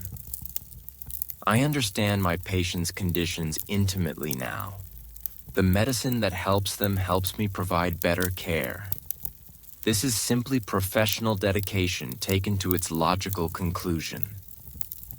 By 1926, Paris had dozens of physicians who were simultaneously prescribing heroin to patients and injecting it themselves. They saw this as professional empathy rather than professional disaster. The pharmaceutical companies exploited this medical ignorance brilliantly. Bayer and its competitors sponsored medical conferences, published research journals, and provided continuing education courses that reinforced doctors' confidence in heroin prescription. Their marketing materials, preserved in Swiss pharmaceutical archives, were masterpieces of scientific-sounding nonsense. One Bayer brochure from 1925 proclaimed, "Clinical studies demonstrate conclusively that properly administered diacetylmorphine enhances rather than impairs patient functionality." Physicians who hesitate to prescribe this revolutionary treatment are denying their patients the benefits of modern medical science. The clinical studies they referenced were largely anecdotal reports from doctors who were observing short-term effects while remaining completely blind to long-term consequences. What makes this medical catastrophe even more tragic is how it affected the relationship between doctors and patients. Many patients genuinely loved their heroin-prescribing physicians because the treatment made them feel better immediately. They wrote glowing testimonials, recommended the doctors to friends, and praised their medical care enthusiastically. Dr. Georges Dujol, one of Paris's most sought-after physicians, kept a file of patient letters praising his heroin treatments. One letter from a prominent banker's wife reads, "Your miraculous German medicine has transformed my life completely. I can now fulfill my social obligations without anxiety, sleep without nightmares, and face each day with serenity. You are truly a physician of the highest order." She wrote that letter in 1926. By 1927, she was dead from a heroin overdose. The medical profession's blind spot about heroin was so complete that even when patients died, doctors often attributed the death to underlying conditions rather than pharmaceutical complications. Death certificates from this period, archived at Paris City Hall, show dozens of fatalities listed as heart failure, respiratory complications, or nervous exhaustion conditions that we now recognize as heroin overdose symptoms. But perhaps the most devastating aspect of medical ignorance about heroin was how it prevented effective treatment for people who recognized their dependency. Patients who tried to tell their doctors they couldn't stop using heroin were told they were imagining problems or displaying psychological weakness. The medical establishment had no vocabulary for discussing addiction because they didn't believe pharmaceutical addiction was possible. This created a perfect storm. Doctors prescribing heroin with complete confidence, patients developing dependencies they couldn't discuss with their physicians, and a medical system that interpreted addiction symptoms as evidence of treatment success. Meanwhile, the economic incentives only reinforced the problem. Heroin-dependent patients required frequent appointments, regular prescriptions, and ongoing medical supervision, generating substantial income for physicians and pharmacies. By 1927, the medical establishment had created something unprecedented: a healthcare system that was systematically addicting patients while remaining completely convinced it was providing excellent care. But this medical disaster was operating within an even larger economic framework that few people understood. The heroin trade had become big business, generating profits that reached far beyond individual doctors and patients into the heart of Paris's commercial infrastructure. What happens when an entire city's economy becomes dependent on a single devastating product? By 1926, heroin wasn't just a medical problem or a cultural phenomenon in Paris. It had become the foundation of a shadow economy so vast and profitable that it was quietly supporting thousands of legitimate businesses. This is the story of how addiction became an industry, and how that industry nearly consumed one of the world's greatest cities. The numbers alone will shock you. Economic historian Dr. Jean Bouvier, in his groundbreaking 1981 study, The Hidden Economy of Interwar Paris, calculated that by 1927, the heroin trade was generating approximately 50 million francs annually, roughly equivalent to 200 million in today's currency. To put that in perspective, that was more than the entire French wine export industry and nearly equal to the country's automobile manufacturing sector. But here's what makes this economic story truly fascinating. Most of the people profiting from heroin had no idea they were part of the drug trade. Take Maurice Benveniste, who owned a small glass-blowing workshop in the Marais district.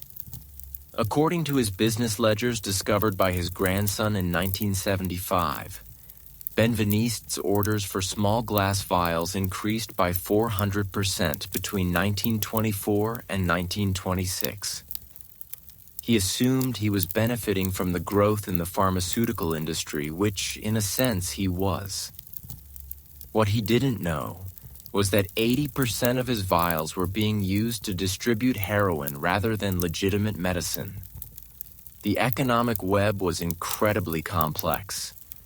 Heroin addiction created demand for glass vials, silver syringes, medical scales, pharmaceutical labels, security boxes, and countless other products.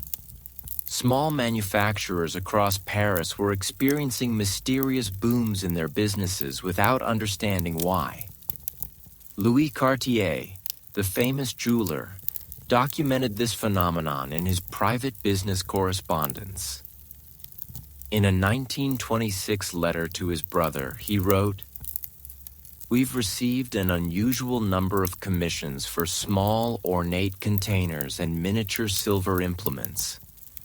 The customers claim they're for medical purposes, and they're willing to pay premium prices for discretion and craftsmanship." Cartier was unknowingly creating luxury heroin paraphernalia for wealthy addicts who wanted their drug consumption to reflect their social status. But the real economic engine of the heroin trade wasn't manufacturing. It was logistics. Moving heroin from international suppliers to Parisian customers required an enormous network of transportation, storage, and distribution services. Most of these services were provided by legitimate businesses that had no idea what they were actually transporting. The French Postal Service became an unwitting partner in heroin distribution. Internal postal records declassified in 1995 show that package deliveries to certain Paris neighborhoods increased by 300% between 1924 and 1927. Postal workers noticed that these packages were often small, carefully wrapped, and sent with expensive insurance, but they assumed they contained valuable jewelry or important documents. Pierre Laval, who worked as a postal supervisor during this period, wrote in his retirement memoir, "We joked about the mystery packages that flooded certain routes. The addresses were always elegant. Expensive neighborhoods, fine hotels, prestigious offices. We assumed Paris's upper classes had developed an obsession with mail-order luxury goods. The irony is devastating when you think about it. The French Postal Service, a symbol of civic order and social connection, was inadvertently enabling the destruction of the very communities it served." Real estate became another unexpected component of the heroin economy. Property owners in areas with high heroin traffic saw their rental income skyrocket as dealers competed for strategic locations. But these weren't traditional commercial rents. They were what economist Gabriel Pellet called addiction premiums. Apartment building owner Madame Celeste Dubois, whose rental records were preserved by her family, saw her income from a single Montmartre building increase from 2,000 francs annually in 1923 to 12,000 francs in 1926. She attributed this windfall to the artistic renaissance making Montmartre fashionable again.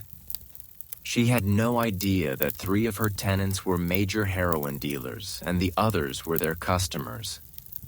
The banking system became deeply entangled in heroin economics, though bankers remained largely oblivious to the source of their new wealth. Credit Lyonnais bank records analyzed by financial historian Michel Lécuyer show massive increases in cash deposits from certain customer categories: independent medical consultants, pharmaceutical representatives, and cultural event organizers. These were euphemistic job descriptions for heroin dealers, but the bank's due diligence procedures weren't sophisticated enough to recognize the pattern. Bankers saw successful professionals making large, regular cash deposits and assumed they were witnessing the prosperity of modern French commerce.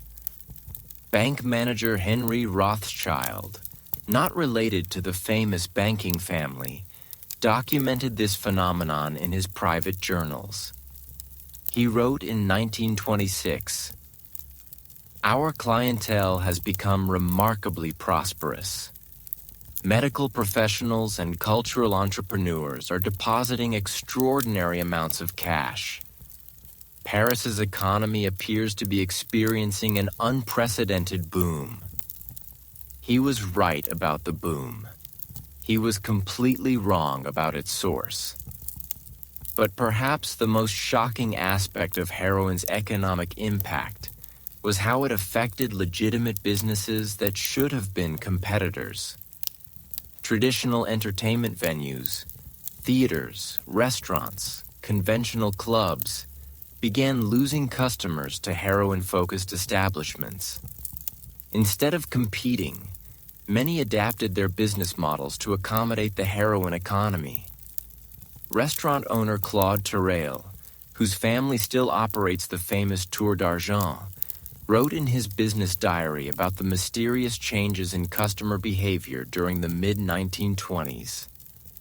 Customers were ordering less food, spending more time at tables, and requesting private dining rooms for medical discussions. Rather than lose business, Terrail began marketing discreet dining experiences for medical consultations. He was unknowingly providing venues for heroin consumption while maintaining the pretense of operating a respectable restaurant. The economic impact extended into unexpected sectors.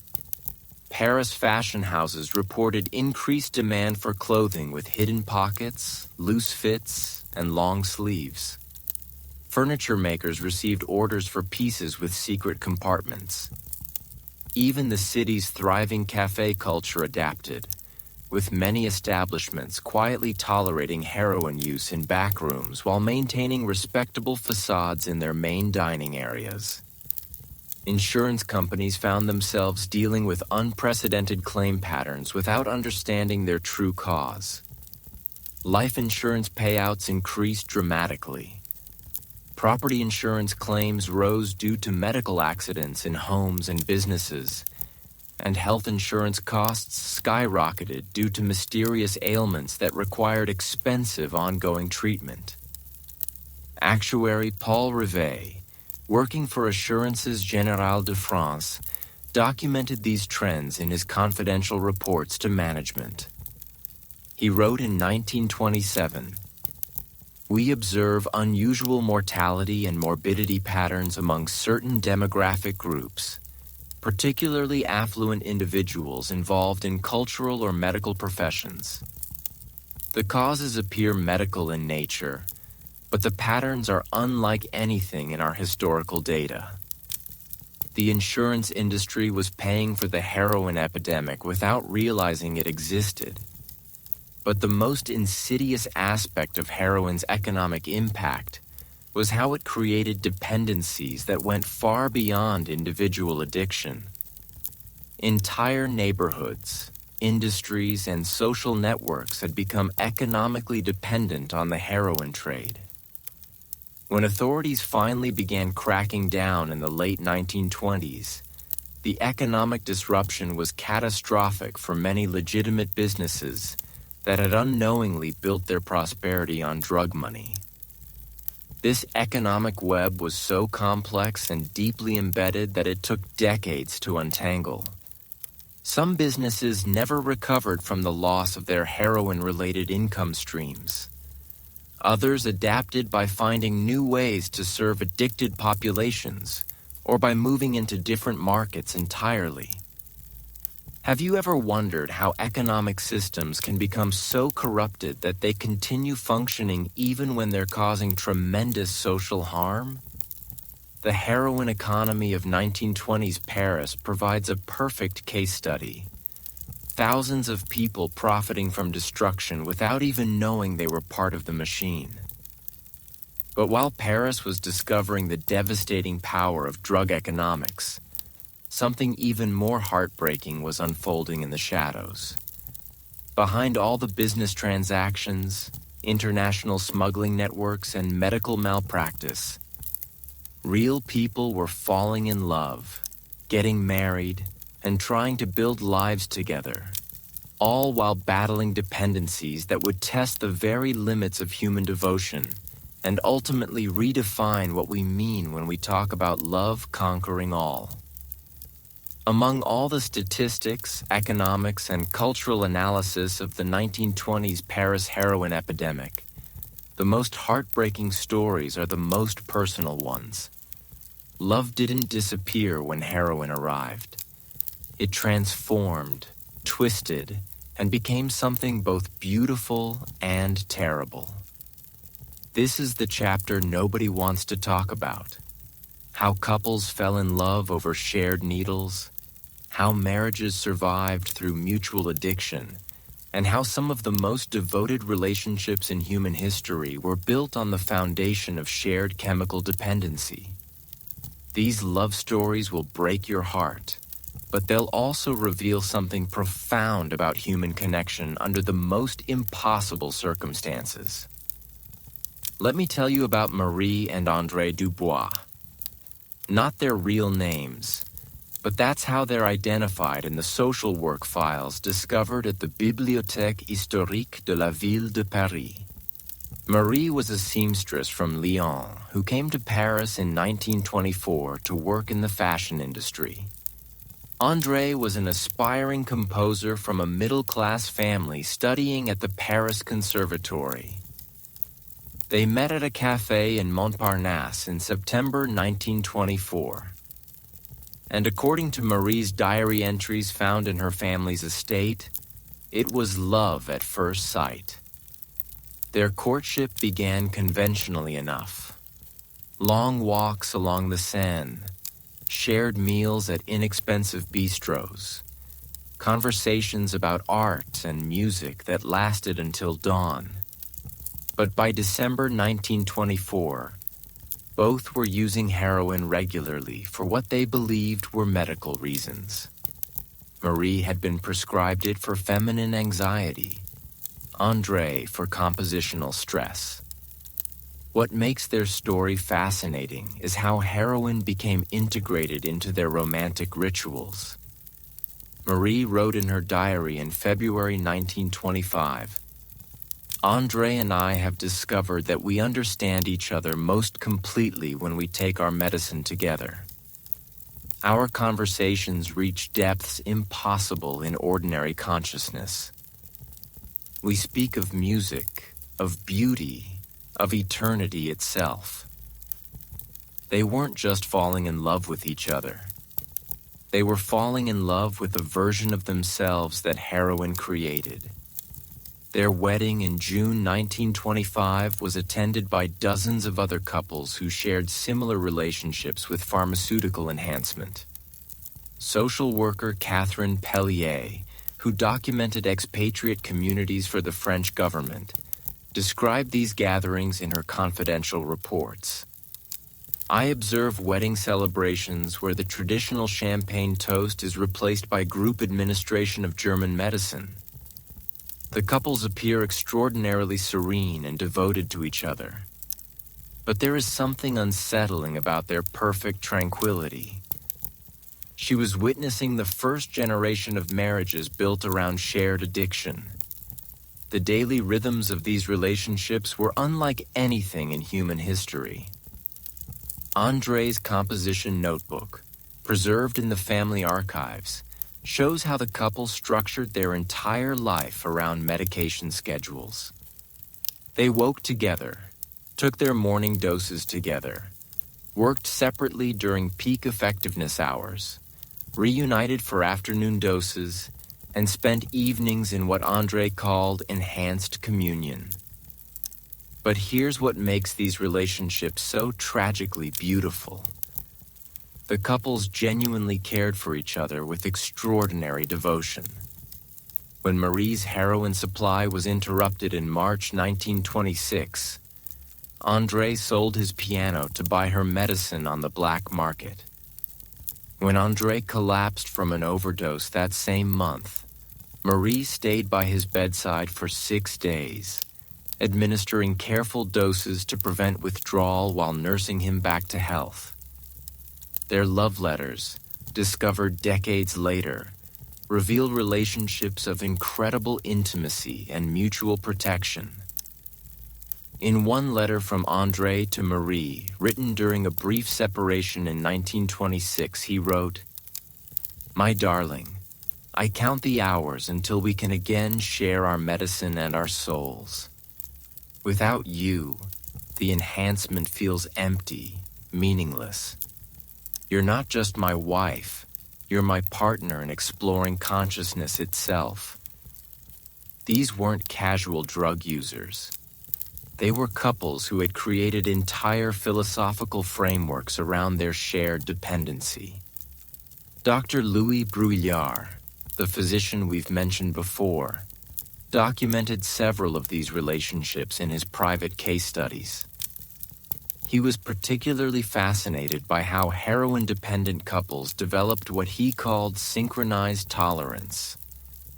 They seemed to require similar dose increases at similar intervals, as if their bodies were adapting to the drug in harmony with each other. One couple he treated, identified only as Mr. and Mrs. T, had been married for 3 years when they began using heroin together in 1925. By 1927, they were injecting heroin every 4 hours on a schedule so precise that Bruyère noted they have achieved a pharmaceutical synchronization that appears almost mystical. Their dependency has become a form of biological unity. But the most tragic aspect of these relationships was how they dealt with the inevitable crisis of escalating addiction. When one partner needed more heroin, both increased their usage to maintain their shared experience. When money ran short, they made devastating sacrifices together. When health problems emerged, they supported each other through withdrawal and relapse cycles. American social worker Jane Addams, who visited Paris in 1926 and documented the expatriate community, described witnessing a couple's morning routine in Montmartre. The young man prepared the medicine with the precision of a pharmacist while his wife arranged their living space for optimal comfort. They administered the injections to each other with tender care, then spent the next hours in quiet conversation about subjects that seemed profoundly meaningful to them, but incomprehensible to observers. She was watching a marriage ceremony that happened multiple times daily. The correspondence between heroin-dependent couples reveals relationships of extraordinary emotional intensity. Pierre and Marguerite Laval, both painters who had met in Montparnasse, wrote letters to each other even when living in the same studio apartment. Their letters, found by their landlord after their deaths in 1928, show two people trying to articulate experiences that ordinary language couldn't capture. Marguerite wrote to Pierre in 1927, "My beloved, when we share our medicine, I feel that I understand not just your thoughts, but your soul's very structure. We have discovered something beyond ordinary marriage, a unity of consciousness that most couples never achieve." Pierre responded, "My darling Marguerite, we are pioneers of a new kind of love. Future generations will envy what we have discovered together." They believed they were evolutionary pioneers rather than addiction casualties. But perhaps the most heartbreaking aspect of these relationships was their durability under impossible circumstances. When heroin supplies became expensive or dangerous to obtain, these couples didn't abandon each other.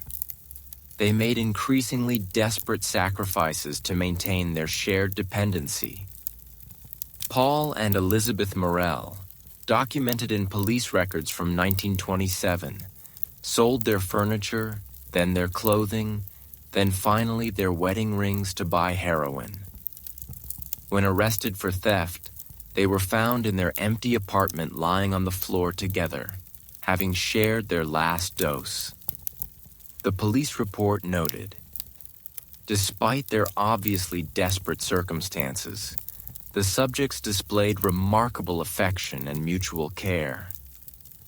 The most tragic love story I've encountered in the archives involves an American couple, Robert and Sarah Chen, who came to Paris for their honeymoon in 1925 and never left.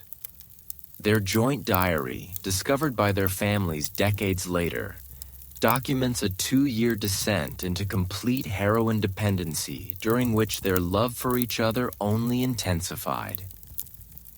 Their final entry, written in Sarah's handwriting in 1927, reads, "Robert and I have decided that if we cannot live together in the enhanced state that has defined our marriage, we prefer not to live at all.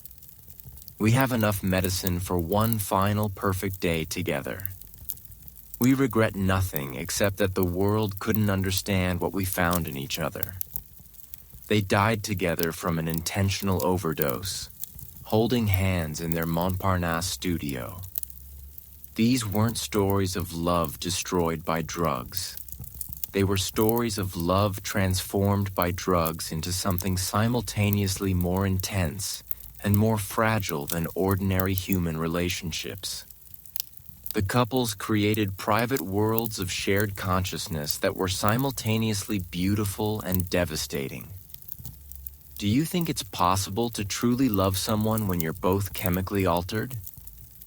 The heroin couples of 1920s Paris would have answered that question differently than we might today. They believed they had discovered enhanced love, deeper intimacy, truer understanding. From the outside, it looks like mutual destruction disguised as romance. But while adults were making these complex, tragic choices about love and drugs, something even more heartbreaking was happening to those who had no choice in the matter at all.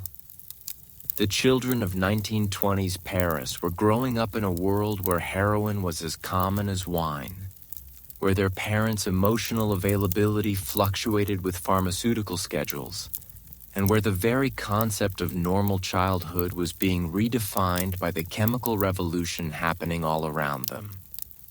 The most devastating casualties of any epidemic are always the innocent ones who never chose to be involved. In 1920s Paris, while adults made choices about heroin, however misguided those choices were, thousands of children found themselves growing up in a world where their parents' love came with pharmaceutical conditions. This is perhaps the most heartbreaking chapter of our story. How an entire generation of Parisian children learned to navigate childhood in homes where heroin dictated the emotional weather. What happened to these children would haunt Paris for decades to come. Let me introduce you to a social worker named Marguerite Clemel, who documented the lives of children in heroin-affected families for the City of Paris Social Services.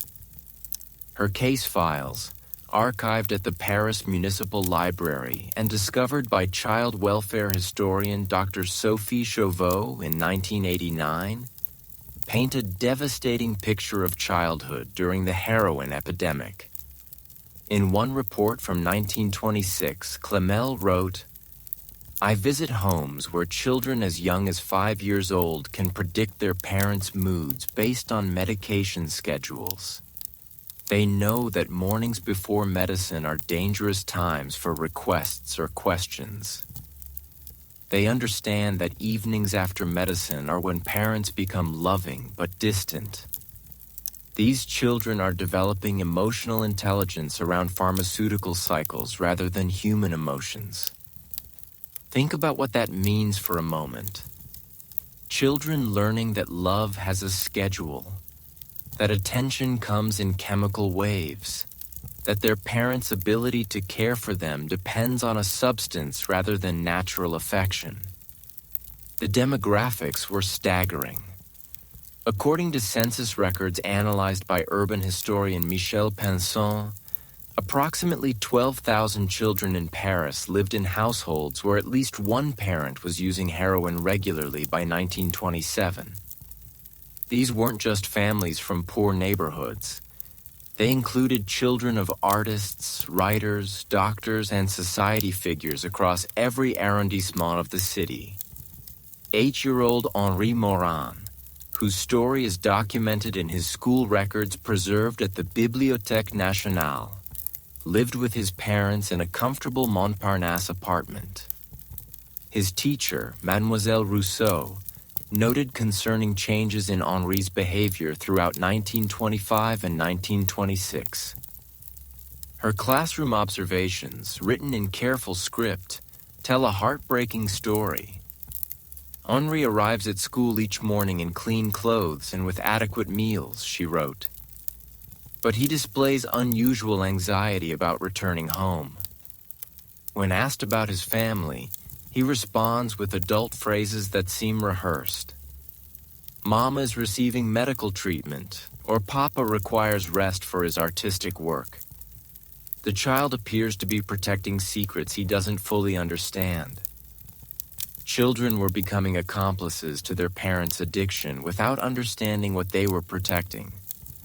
The most tragic aspect was how these children adapted to maintain some semblance of family stability. Dr. Alice Zimmern, one of the few child psychologists practicing in Paris during this period, documented what she called premature caretaking behaviors in her clinical notes housed in the archives of French psychology. She described 7-year-old Celine, whose mother was a heroin-dependent society woman. The child has learned to prepare simple meals, manage household finances, and even remind her mother of social appointments. When her mother is incapacitated by withdrawal or overdose, Celine tells visitors that Mama has a headache and requires rest. She's become the adult in the household while maintaining the fiction that she's being cared for. Children were essentially raising themselves while protecting their parents' reputations and secrets. But here's what makes this story even more complex. Many heroin-dependent parents genuinely loved their children and tried to provide good care within the constraints of their addiction. They weren't monsters. They were people struggling with dependency while attempting to maintain family relationships. The Diary of Lucienne Moreau, a painter and mother of 2 young daughters, provides insight into this impossible situation. Her journal, found in her studio after her death in 1928, reveals a woman tormented by her inability to be present for her children while being unable to function without heroin. She wrote in 1926, "I watch my daughters playing in the garden and feel such love for them, but it's as if I'm observing them through glass. The medicine allows me to function, to work, to provide for them, but it also separates me from the immediate experience of loving them. I fear they will remember me as beautiful but distant, like a portrait rather than a mother." Her daughters, interviewed decades later by oral historian Mona Ozouf, confirmed this exact perception. They remembered their mother as elegant and kind, but somehow not quite there. Present physically, but emotionally unreachable. The children developed sophisticated coping mechanisms that were both impressive and heartbreaking. Many learned to read the subtle signs of their parents' pharmaceutical states: pupil dilation, speech patterns, energy levels, attention spans. They adapted their own behavior accordingly, becoming quiet and self-sufficient during withdrawal periods, seeking affection during peak effectiveness windows.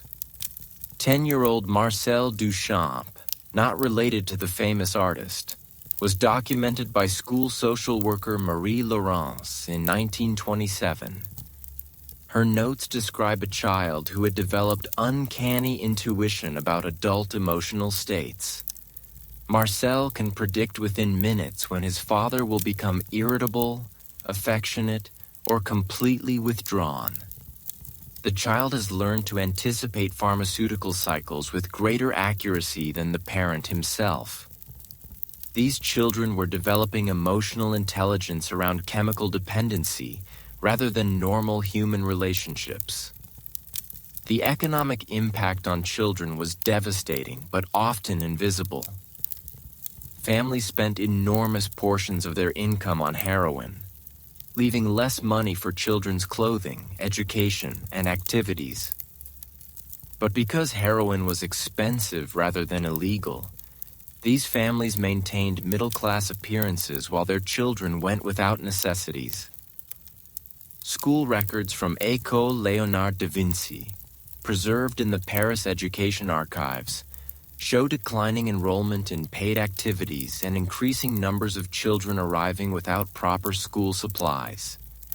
Teacher reports noted children wearing the same clothes repeatedly, carrying inadequate lunches, and expressing anxiety about family financial problems. But perhaps the most tragic aspect was how these children's understanding of normality became completely distorted. They grew up thinking that adult emotional unavailability was standard, that love came with conditions and schedules, that family stability required careful management of adult moods and needs. Child psychologist Dr. René Spitz, who studied Parisian families during this period, documented what he called inherited emotional patterns in his research notes. Children of heroin-dependent parents showed unusual difficulty with emotional regulation, trust in relationships, and understanding of cause and effect in human interactions. One case study involved siblings Pierre and Marie Dubois, ages 9 and 7, whose parents were both heroin-dependent artists. Dr. Spitz observed their play patterns and found that their games consistently involved medical scenarios where dolls received treatments that made them calm and happy. The children had internalized the idea that emotional well-being required pharmaceutical intervention. The most heartbreaking discovery in the archives is how some children tried to help their parents overcome addiction. Letters written by 12-year-old Antoinette Rousseau to her heroin-dependent mother, found in family papers donated to the Bibliothèque Historique, show a child trying to use love and reason to compete with chemical dependency. Dear Mama, one letter reads, "I have saved my allowance to buy you flowers instead of your medicine. Please try to be happy with just my love today. I promise to be very good and quiet so you won't need the medicine to feel peaceful." A 12-year-old child trying to cure her mother's addiction with pocket money and perfect behavior. By 1927, Paris had an entire generation of children who had learned to navigate the world with the assumption that adult emotions were chemically controlled, that family stability required constant vigilance and management, and that love was conditional on circumstances beyond their control. These children would carry these lessons into adulthood, affecting their own relationships, parenting styles, and understanding of emotional intimacy for decades to come. The heroin epidemic didn't just damage the people who used the drug. It rewrote the emotional programming of an entire generation of children who never chose to be involved. But while families were struggling with these intimate tragedies, the larger machinery of government was finally beginning to wake up to the scope of the crisis. The same officials who had ignored or dismissed early warnings were about to attempt solutions that would prove almost as devastating as the problem itself. Their response would reveal just how unprepared society was to deal with the monster that pharmaceutical innovation and cultural permissiveness had created together. When governments finally decide to act against a crisis they've ignored for years, the results are often more catastrophic than the original problem.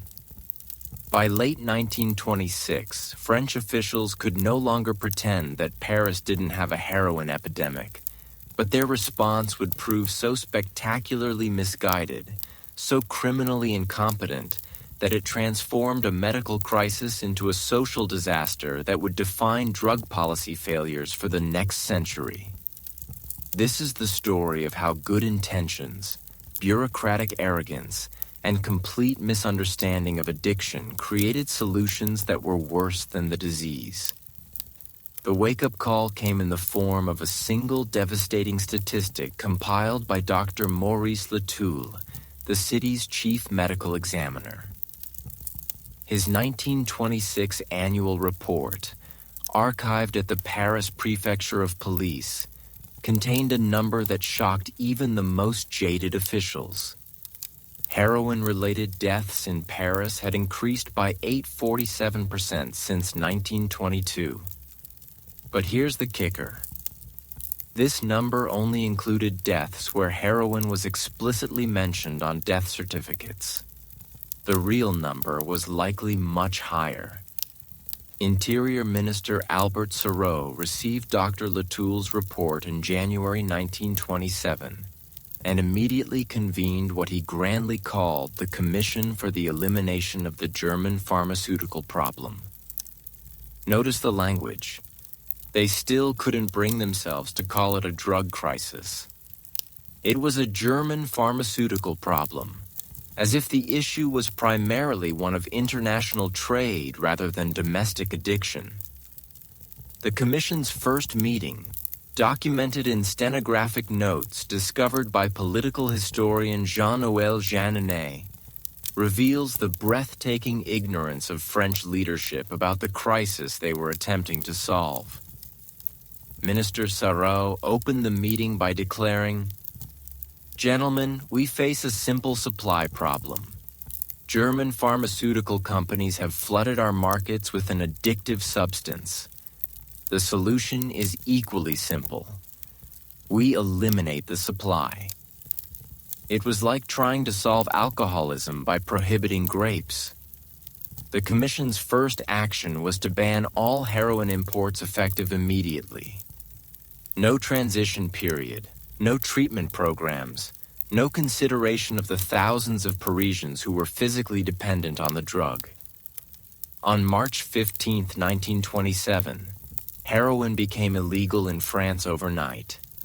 The results were catastrophic. Dr. Paul Carnot, who ran a private clinic treating wealthy addicts, documented the immediate aftermath in his emergency medical logs.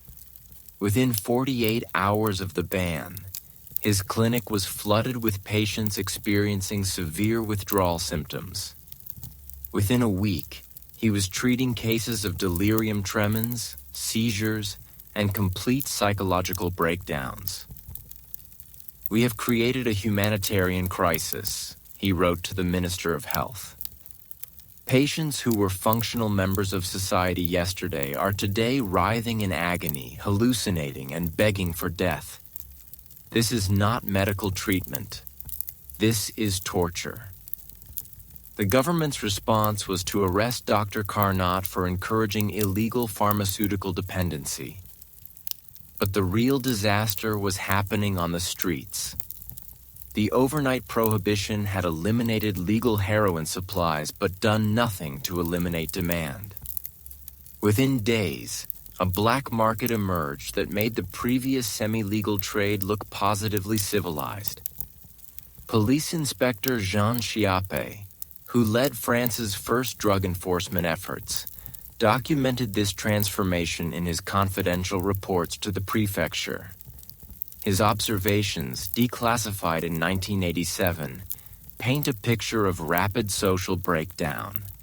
The elimination of pharmaceutical suppliers has not eliminated heroin users. Instead, it has driven them into the hands of criminal organizations who show no concern for product quality, customer safety, or public order. Street heroin began appearing immediately, but it bore no resemblance to the pharmaceutical-grade product people had been using. Criminal suppliers cut pure heroin with everything from baking soda to rat poison to increase their profits. Overdoses skyrocketed as users had no way to predict the potency of their doses. The mortality statistics are staggering. According to police records compiled by crime historian Michel Perrault, heroin-related deaths in Paris increased by 340% in the 6 months following Prohibition. The government's solution had tripled the death rate overnight. But perhaps the most tragic consequence was how Prohibition destroyed the support networks that had kept many users relatively stable. The jazz clubs, artistic salons, and social gatherings where people had used heroin in community settings disappeared, replaced by secretive, paranoid consumption in isolated circumstances. Josephine Baker, writing in her unpublished memoirs, described visiting Montmartre in late 1927. The places where artists once gathered to share music and medicine had become ghostly.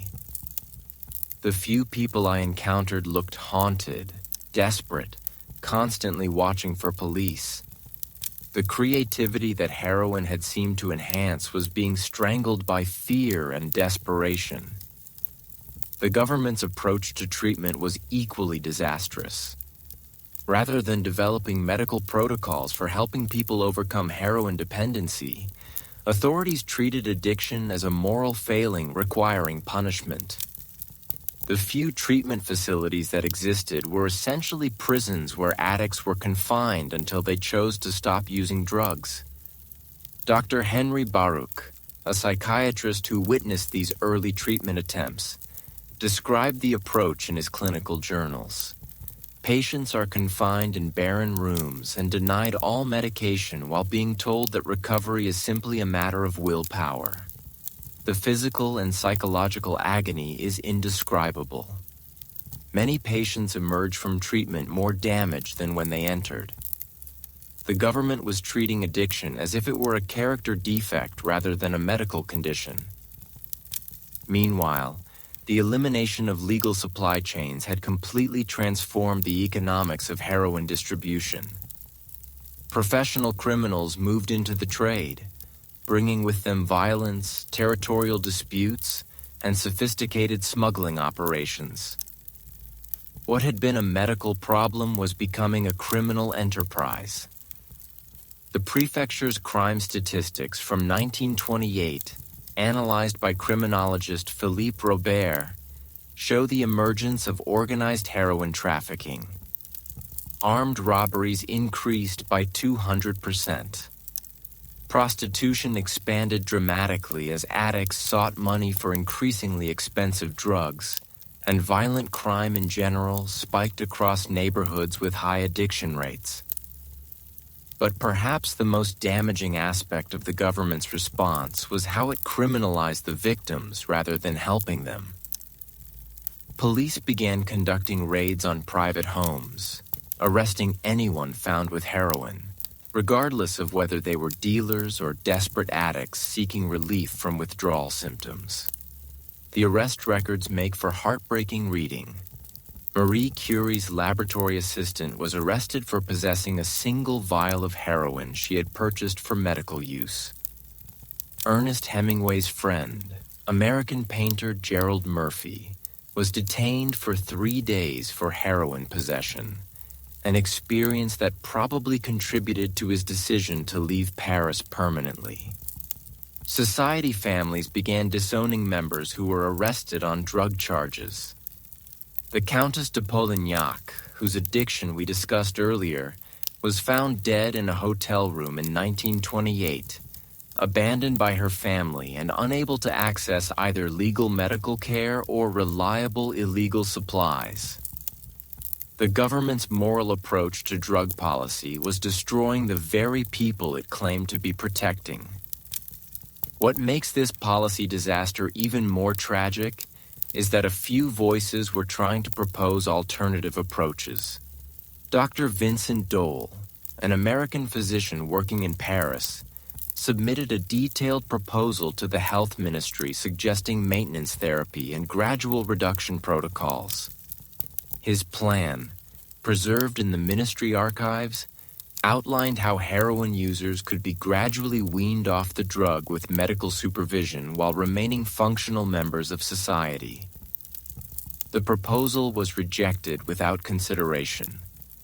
The official response, signed by Deputy Health Minister Paul Strauss, stated, "The ministry cannot endorse any approach that appears to accommodate criminal behavior.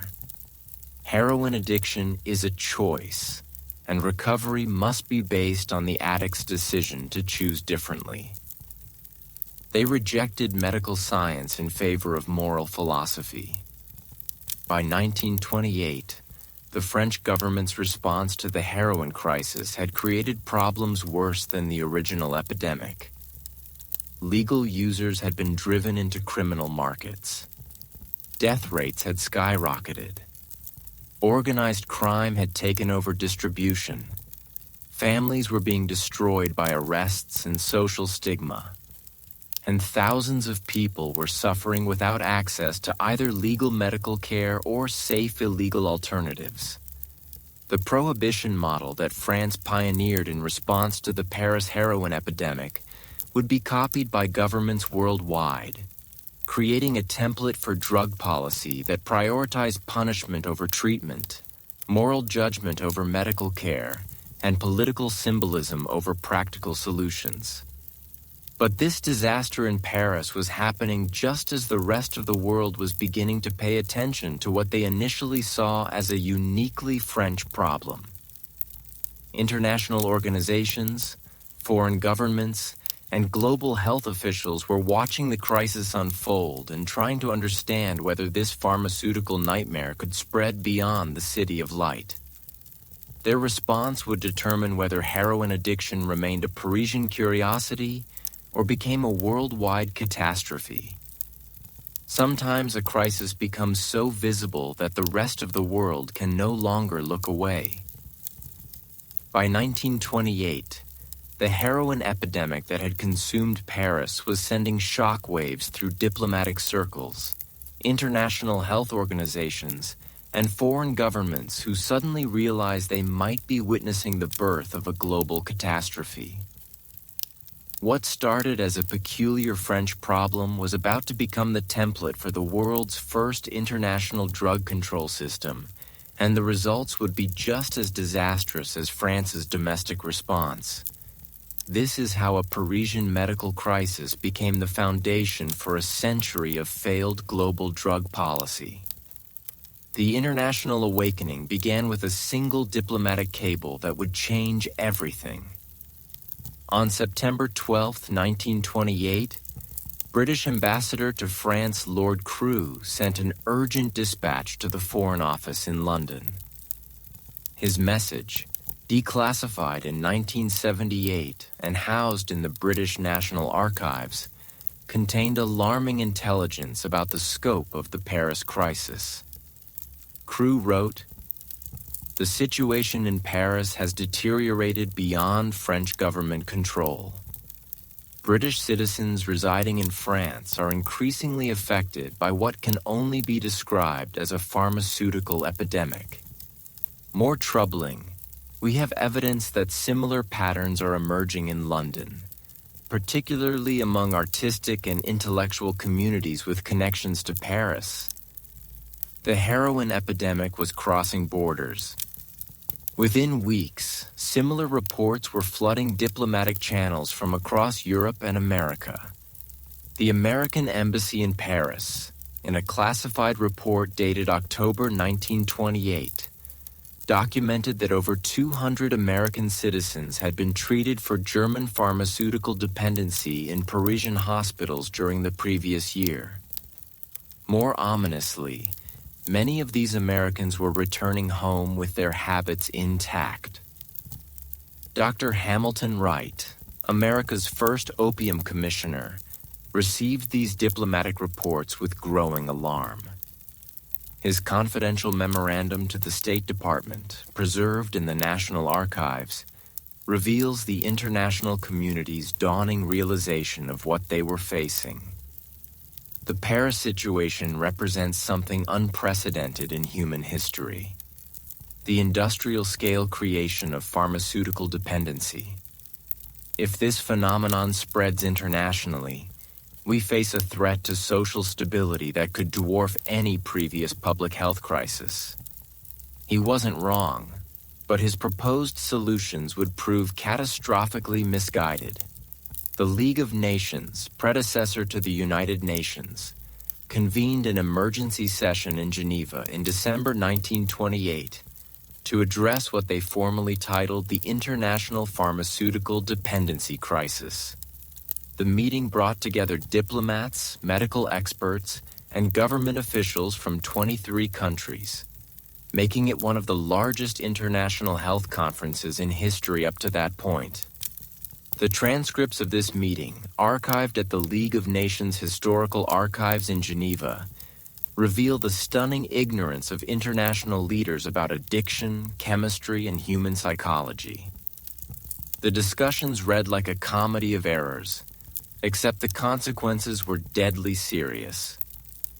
Sir Malcolm Delavigne, Britain's representative, opened the conference with breathtaking confidence. Gentlemen, we face a supply problem with a simple solution. The German pharmaceutical industry has created an international poison. We shall eliminate this poison through coordinated international prohibition. Dr. Renato Calais, representing Brazil, raised the obvious question. But what of the millions of people already dependent on this substance? Prohibition without treatment will surely cause mass suffering. The response from French delegate Henri Brière perfectly captured the moral arrogance that would define international drug policy. Addiction is ultimately a failure of character. International prohibition will force individuals to choose between continued criminal behavior and moral reform. The temporary suffering of withdrawal is preferable to the permanent suffering of dependency. They were about to impose their moral philosophy on millions of physically dependent people without any understanding of addiction medicine.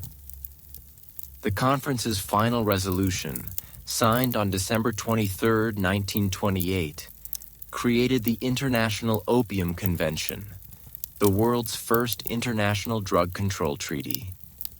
The document, available in the League of Nations Treaty Collection, banned the production, distribution, and possession of heroin globally with no exceptions for medical use, addiction treatment, or transitional care. The treaty went into effect on January 1, 1929, making heroin illegal simultaneously in 23 countries. The results were predictably catastrophic.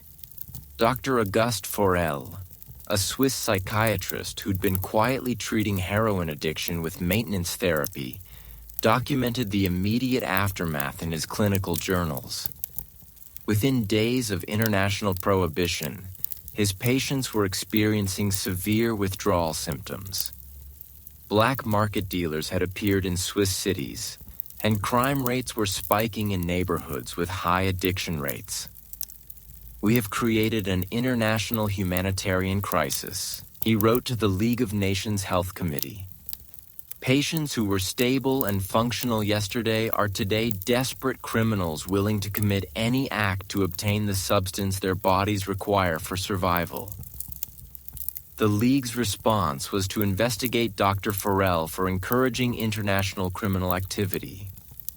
But the most shocking aspect of international prohibition was how it created the global criminal networks that would dominate drug trafficking for the next century. The overnight elimination of legal supply chains created enormous profit opportunities for anyone willing to operate outside the law.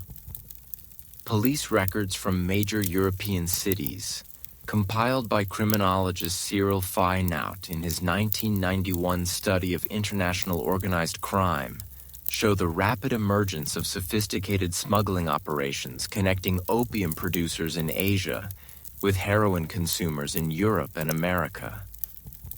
These weren't the small-scale artisanal operations that had supplied Paris. These were multinational criminal enterprises with the resources and ruthlessness to fill the gap left by prohibition. The irony is devastating. International efforts to eliminate heroin trafficking created the very criminal networks they sought to destroy. American Treasury Department reports from 1929, declassified in 1979, document the explosion of heroin smuggling across the Atlantic.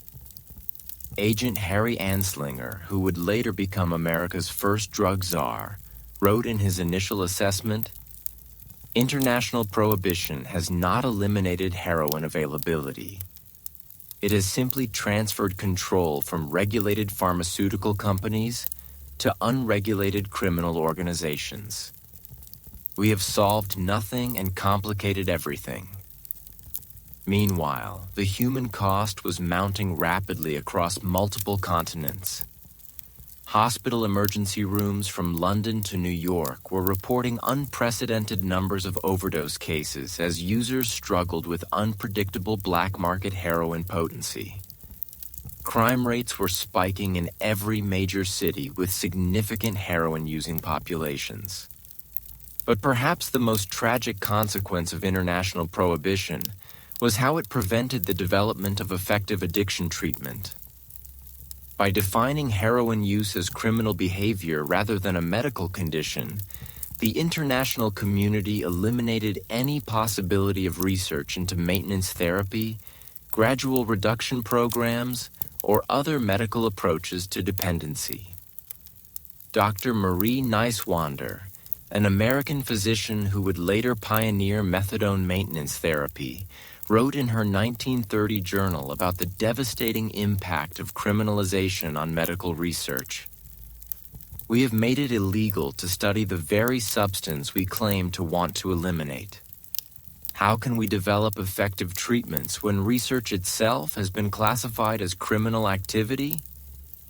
The answer was simple. They couldn't. International prohibition effectively ended scientific research into heroin addiction for decades, ensuring that future responses would be based on moral judgment rather than medical understanding. By 1930, the International Opium Convention had been signed by 47 countries, creating the world's first global prohibition regime. But instead of solving the heroin problem, international prohibition had transformed a localized medical crisis into a worldwide criminal enterprise that would generate violence, corruption, and human suffering on an unprecedented scale. The Paris heroin epidemic had ended, but only because it had evolved into something much larger and more dangerous. The global war on drugs, with all the violence, incarceration, and social destruction that would follow. Looking back at these international conferences and diplomatic cables, one is struck by the absolute confidence of officials who understood nothing about the crisis they were attempting to solve. They approached addiction as if it were a supply chain problem rather than a medical condition, criminality rather than dependency, moral failure rather than chemical compulsion.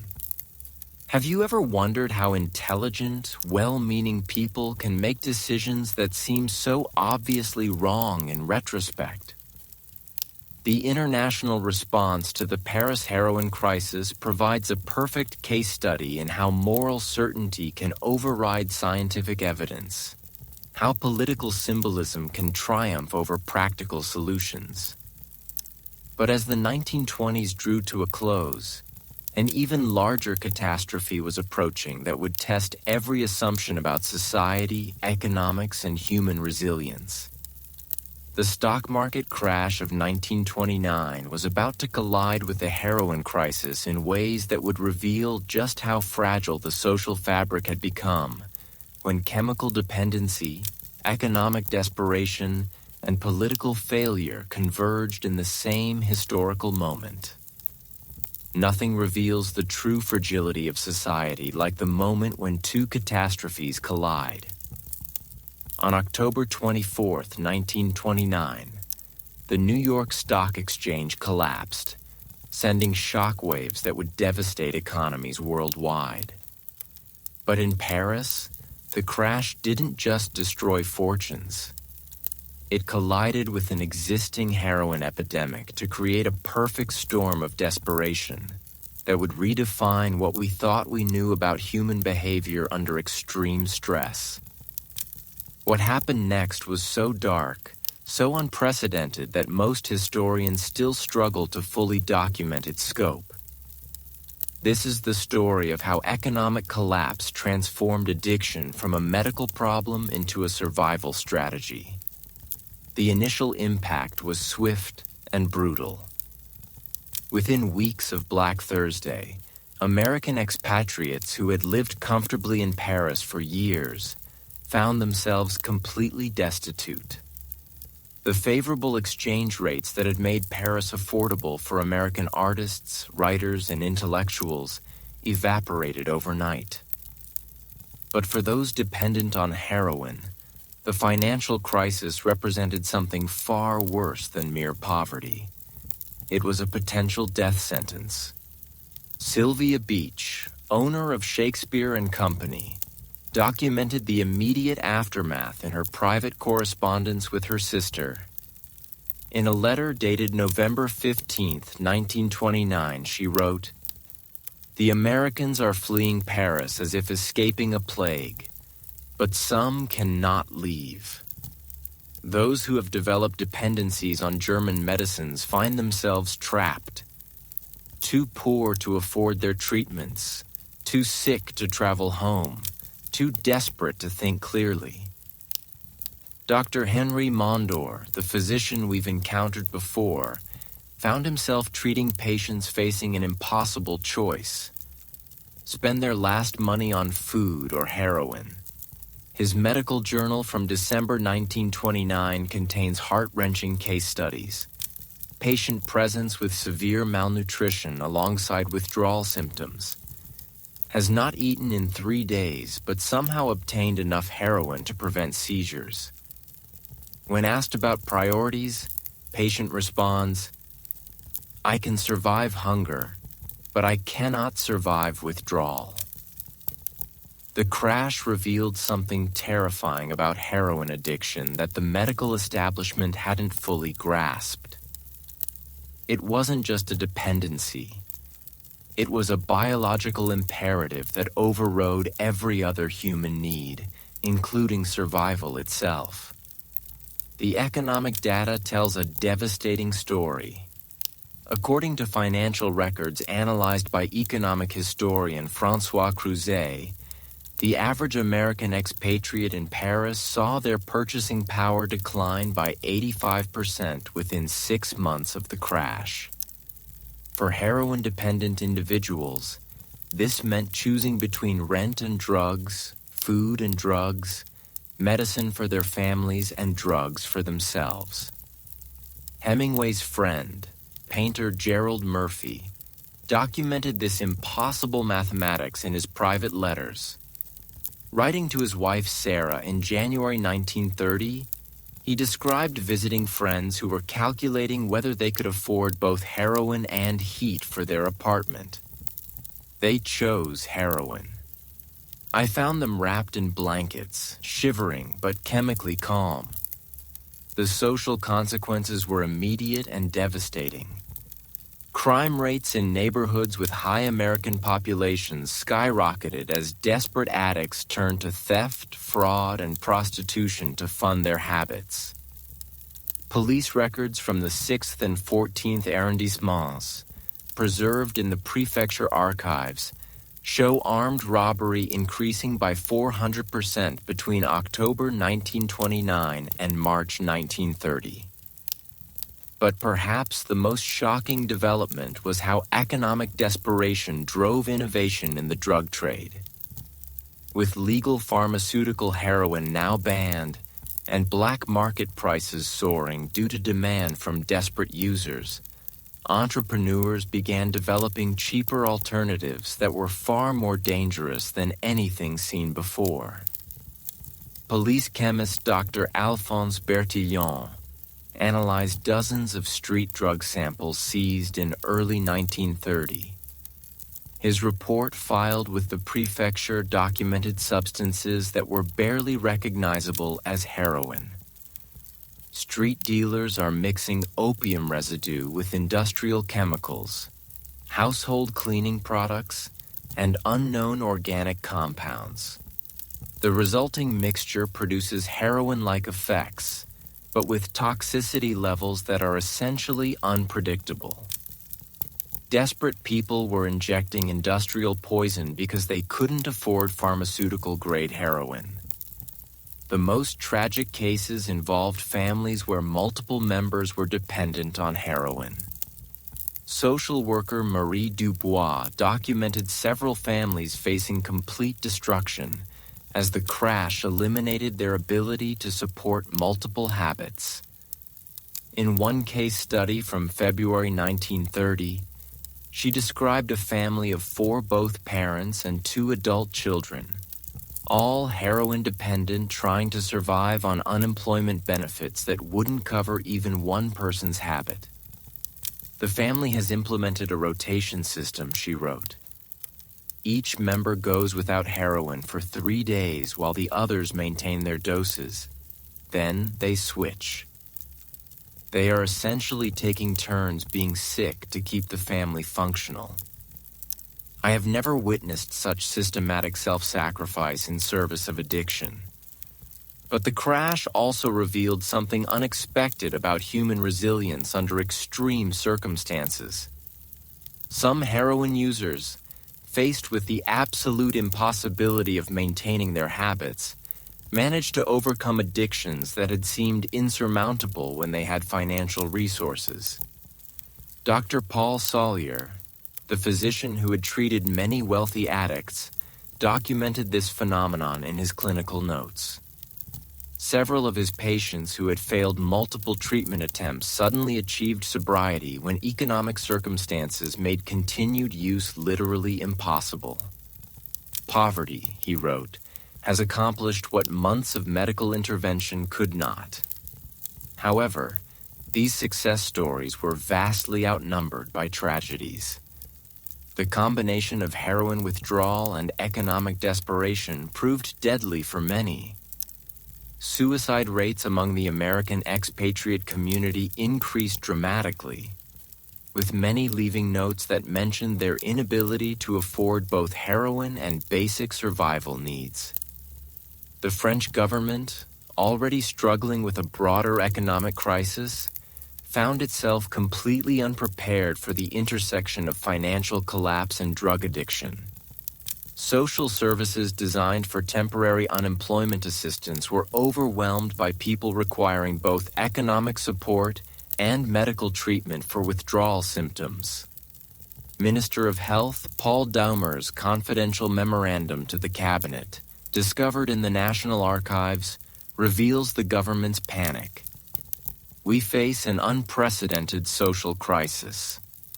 Traditional unemployment assistance assumes recipients can function normally while seeking work. These individuals cannot function without expensive medical treatment that we cannot provide legally, and they cannot afford illegally. The crash had created a population of unemployable addicts who were too sick to work but too poor to get well.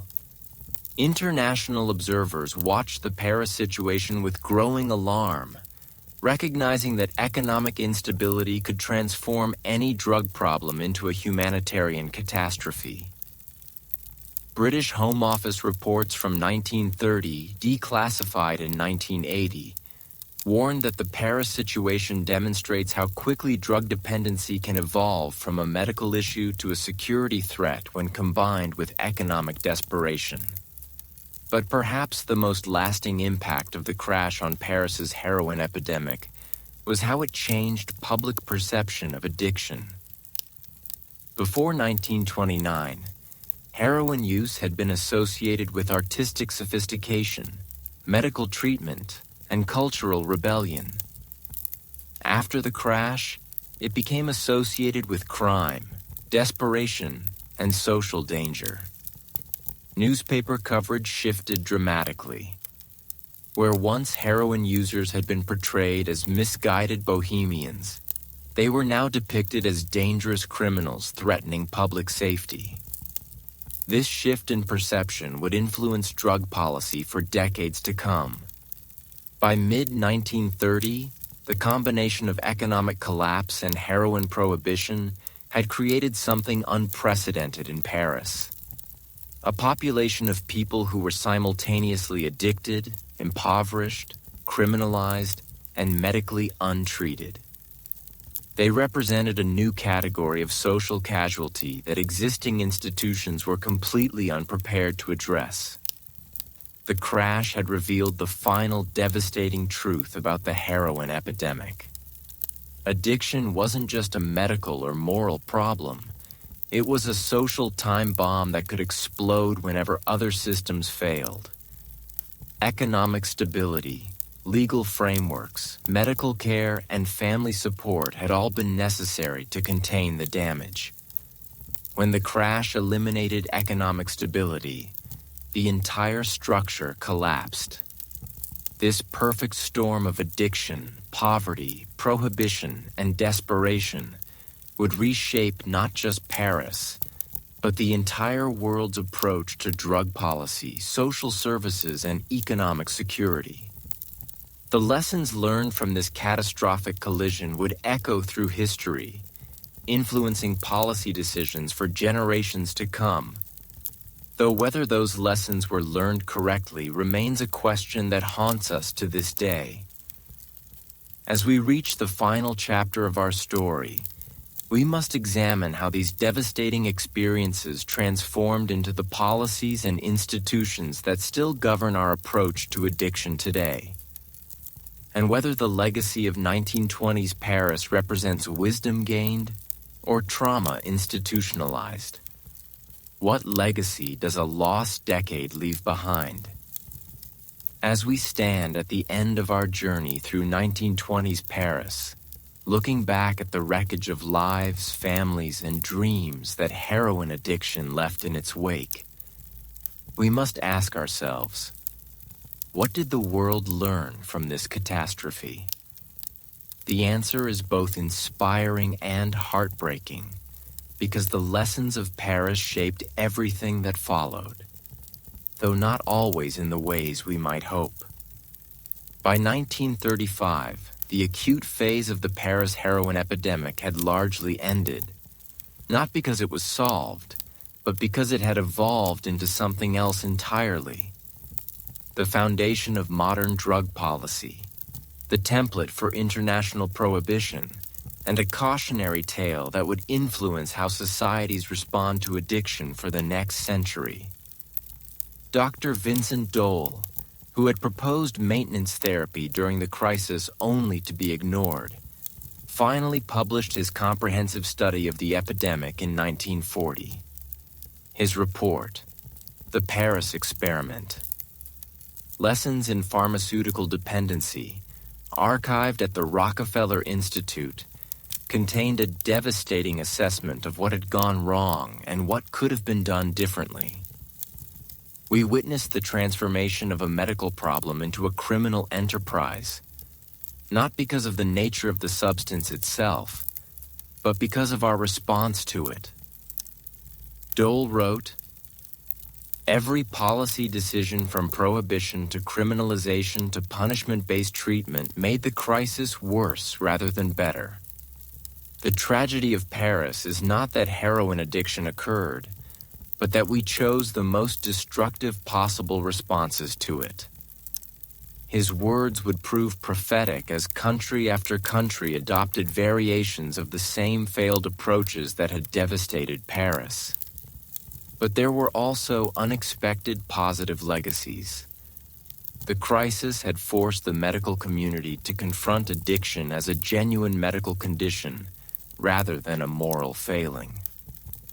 Dr. Marie Neiswander, building on observations from Paris, would eventually develop methadone maintenance therapy, finally providing the kind of medical approach that could have prevented much of the Paris tragedy if it had been available in the 1920s. The social workers who documented the epidemic's impact on families and children laid the groundwork for modern understanding of addiction as a family disease requiring comprehensive treatment. Their case studies, preserved in various European archives, became fundamental texts in social work education and child welfare policy. Perhaps most importantly, the writers and artists who survived their encounters with heroin left behind works of literature, music, and art that captured both the allure and the devastation of chemical dependency with unprecedented honesty. Their creative legacy provided future generations with artistic warnings about the seductive power of substances that promise to enhance human experience while ultimately diminishing it. The international cooperation that emerged from the crisis, flawed though it was, established the framework for global health policy that continues today. The League of Nations health initiatives, the international treaties, and the diplomatic protocols for addressing cross-border health crises all evolved from the world's response to the Paris epidemic. But the most profound legacy may be the questions that the epidemic raised about human nature itself. What does it mean that so many intelligent, creative, accomplished people could be seduced by a chemical promise of enhanced consciousness? What does it reveal about the human condition that addiction could transform love into mutual destruction, creativity into stagnation, and medical care into systematic harm? The Paris heroin epidemic forced society to confront uncomfortable truths about the relationship between consciousness, chemistry, and choice. It demonstrated that addiction isn't a failure of character, but a hijacking of biology. That prohibition creates more problems than it solves, and that moral approaches to medical problems inevitably cause more suffering than healing. These lessons remain relevant today as we face new epidemics involving opioids, stimulants, and synthetic drugs. The policy debates surrounding harm reduction versus abstinence, treatment versus punishment, and medical versus criminal approaches all echo the arguments that raged in 1920s Paris. Looking back at those beautiful, tragic years when the city of light became temporarily shadowed by pharmaceutical darkness, we can see both human frailty and human resilience. People made terrible choices, but they also demonstrated extraordinary capacity for love, creativity, and survival under impossible circumstances. The couples who found intimacy in shared addiction, the artists who created beauty while battling dependency, the children who adapted to chemically altered families, the doctors who tried to help within the constraints of their ignorance. All of these people were doing their best within systems that were poorly designed to support human flourishing. Perhaps that's the ultimate lesson of the Paris heroin epidemic, that individual choices happen within social, economic, and political contexts that can either support healthy decisions or make destructive ones seem rational. The tragedy wasn't that people chose heroin. It was that their society created conditions where heroin seemed like a reasonable choice.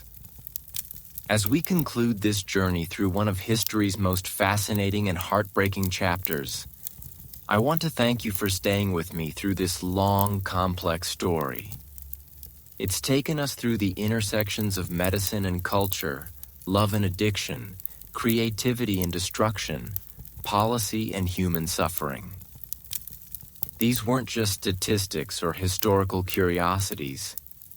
These were real people whose lives were shaped by forces they didn't fully understand, making choices within circumstances they didn't fully control. Their stories remind us that behind every epidemic, every policy failure, every social crisis, there are individual human beings trying to find meaning, connection, and relief from suffering. The story of 1920s Paris heroin epidemic isn't just history. It's a mirror reflecting our own struggles with substances, policies, and the eternal human search for transcendence.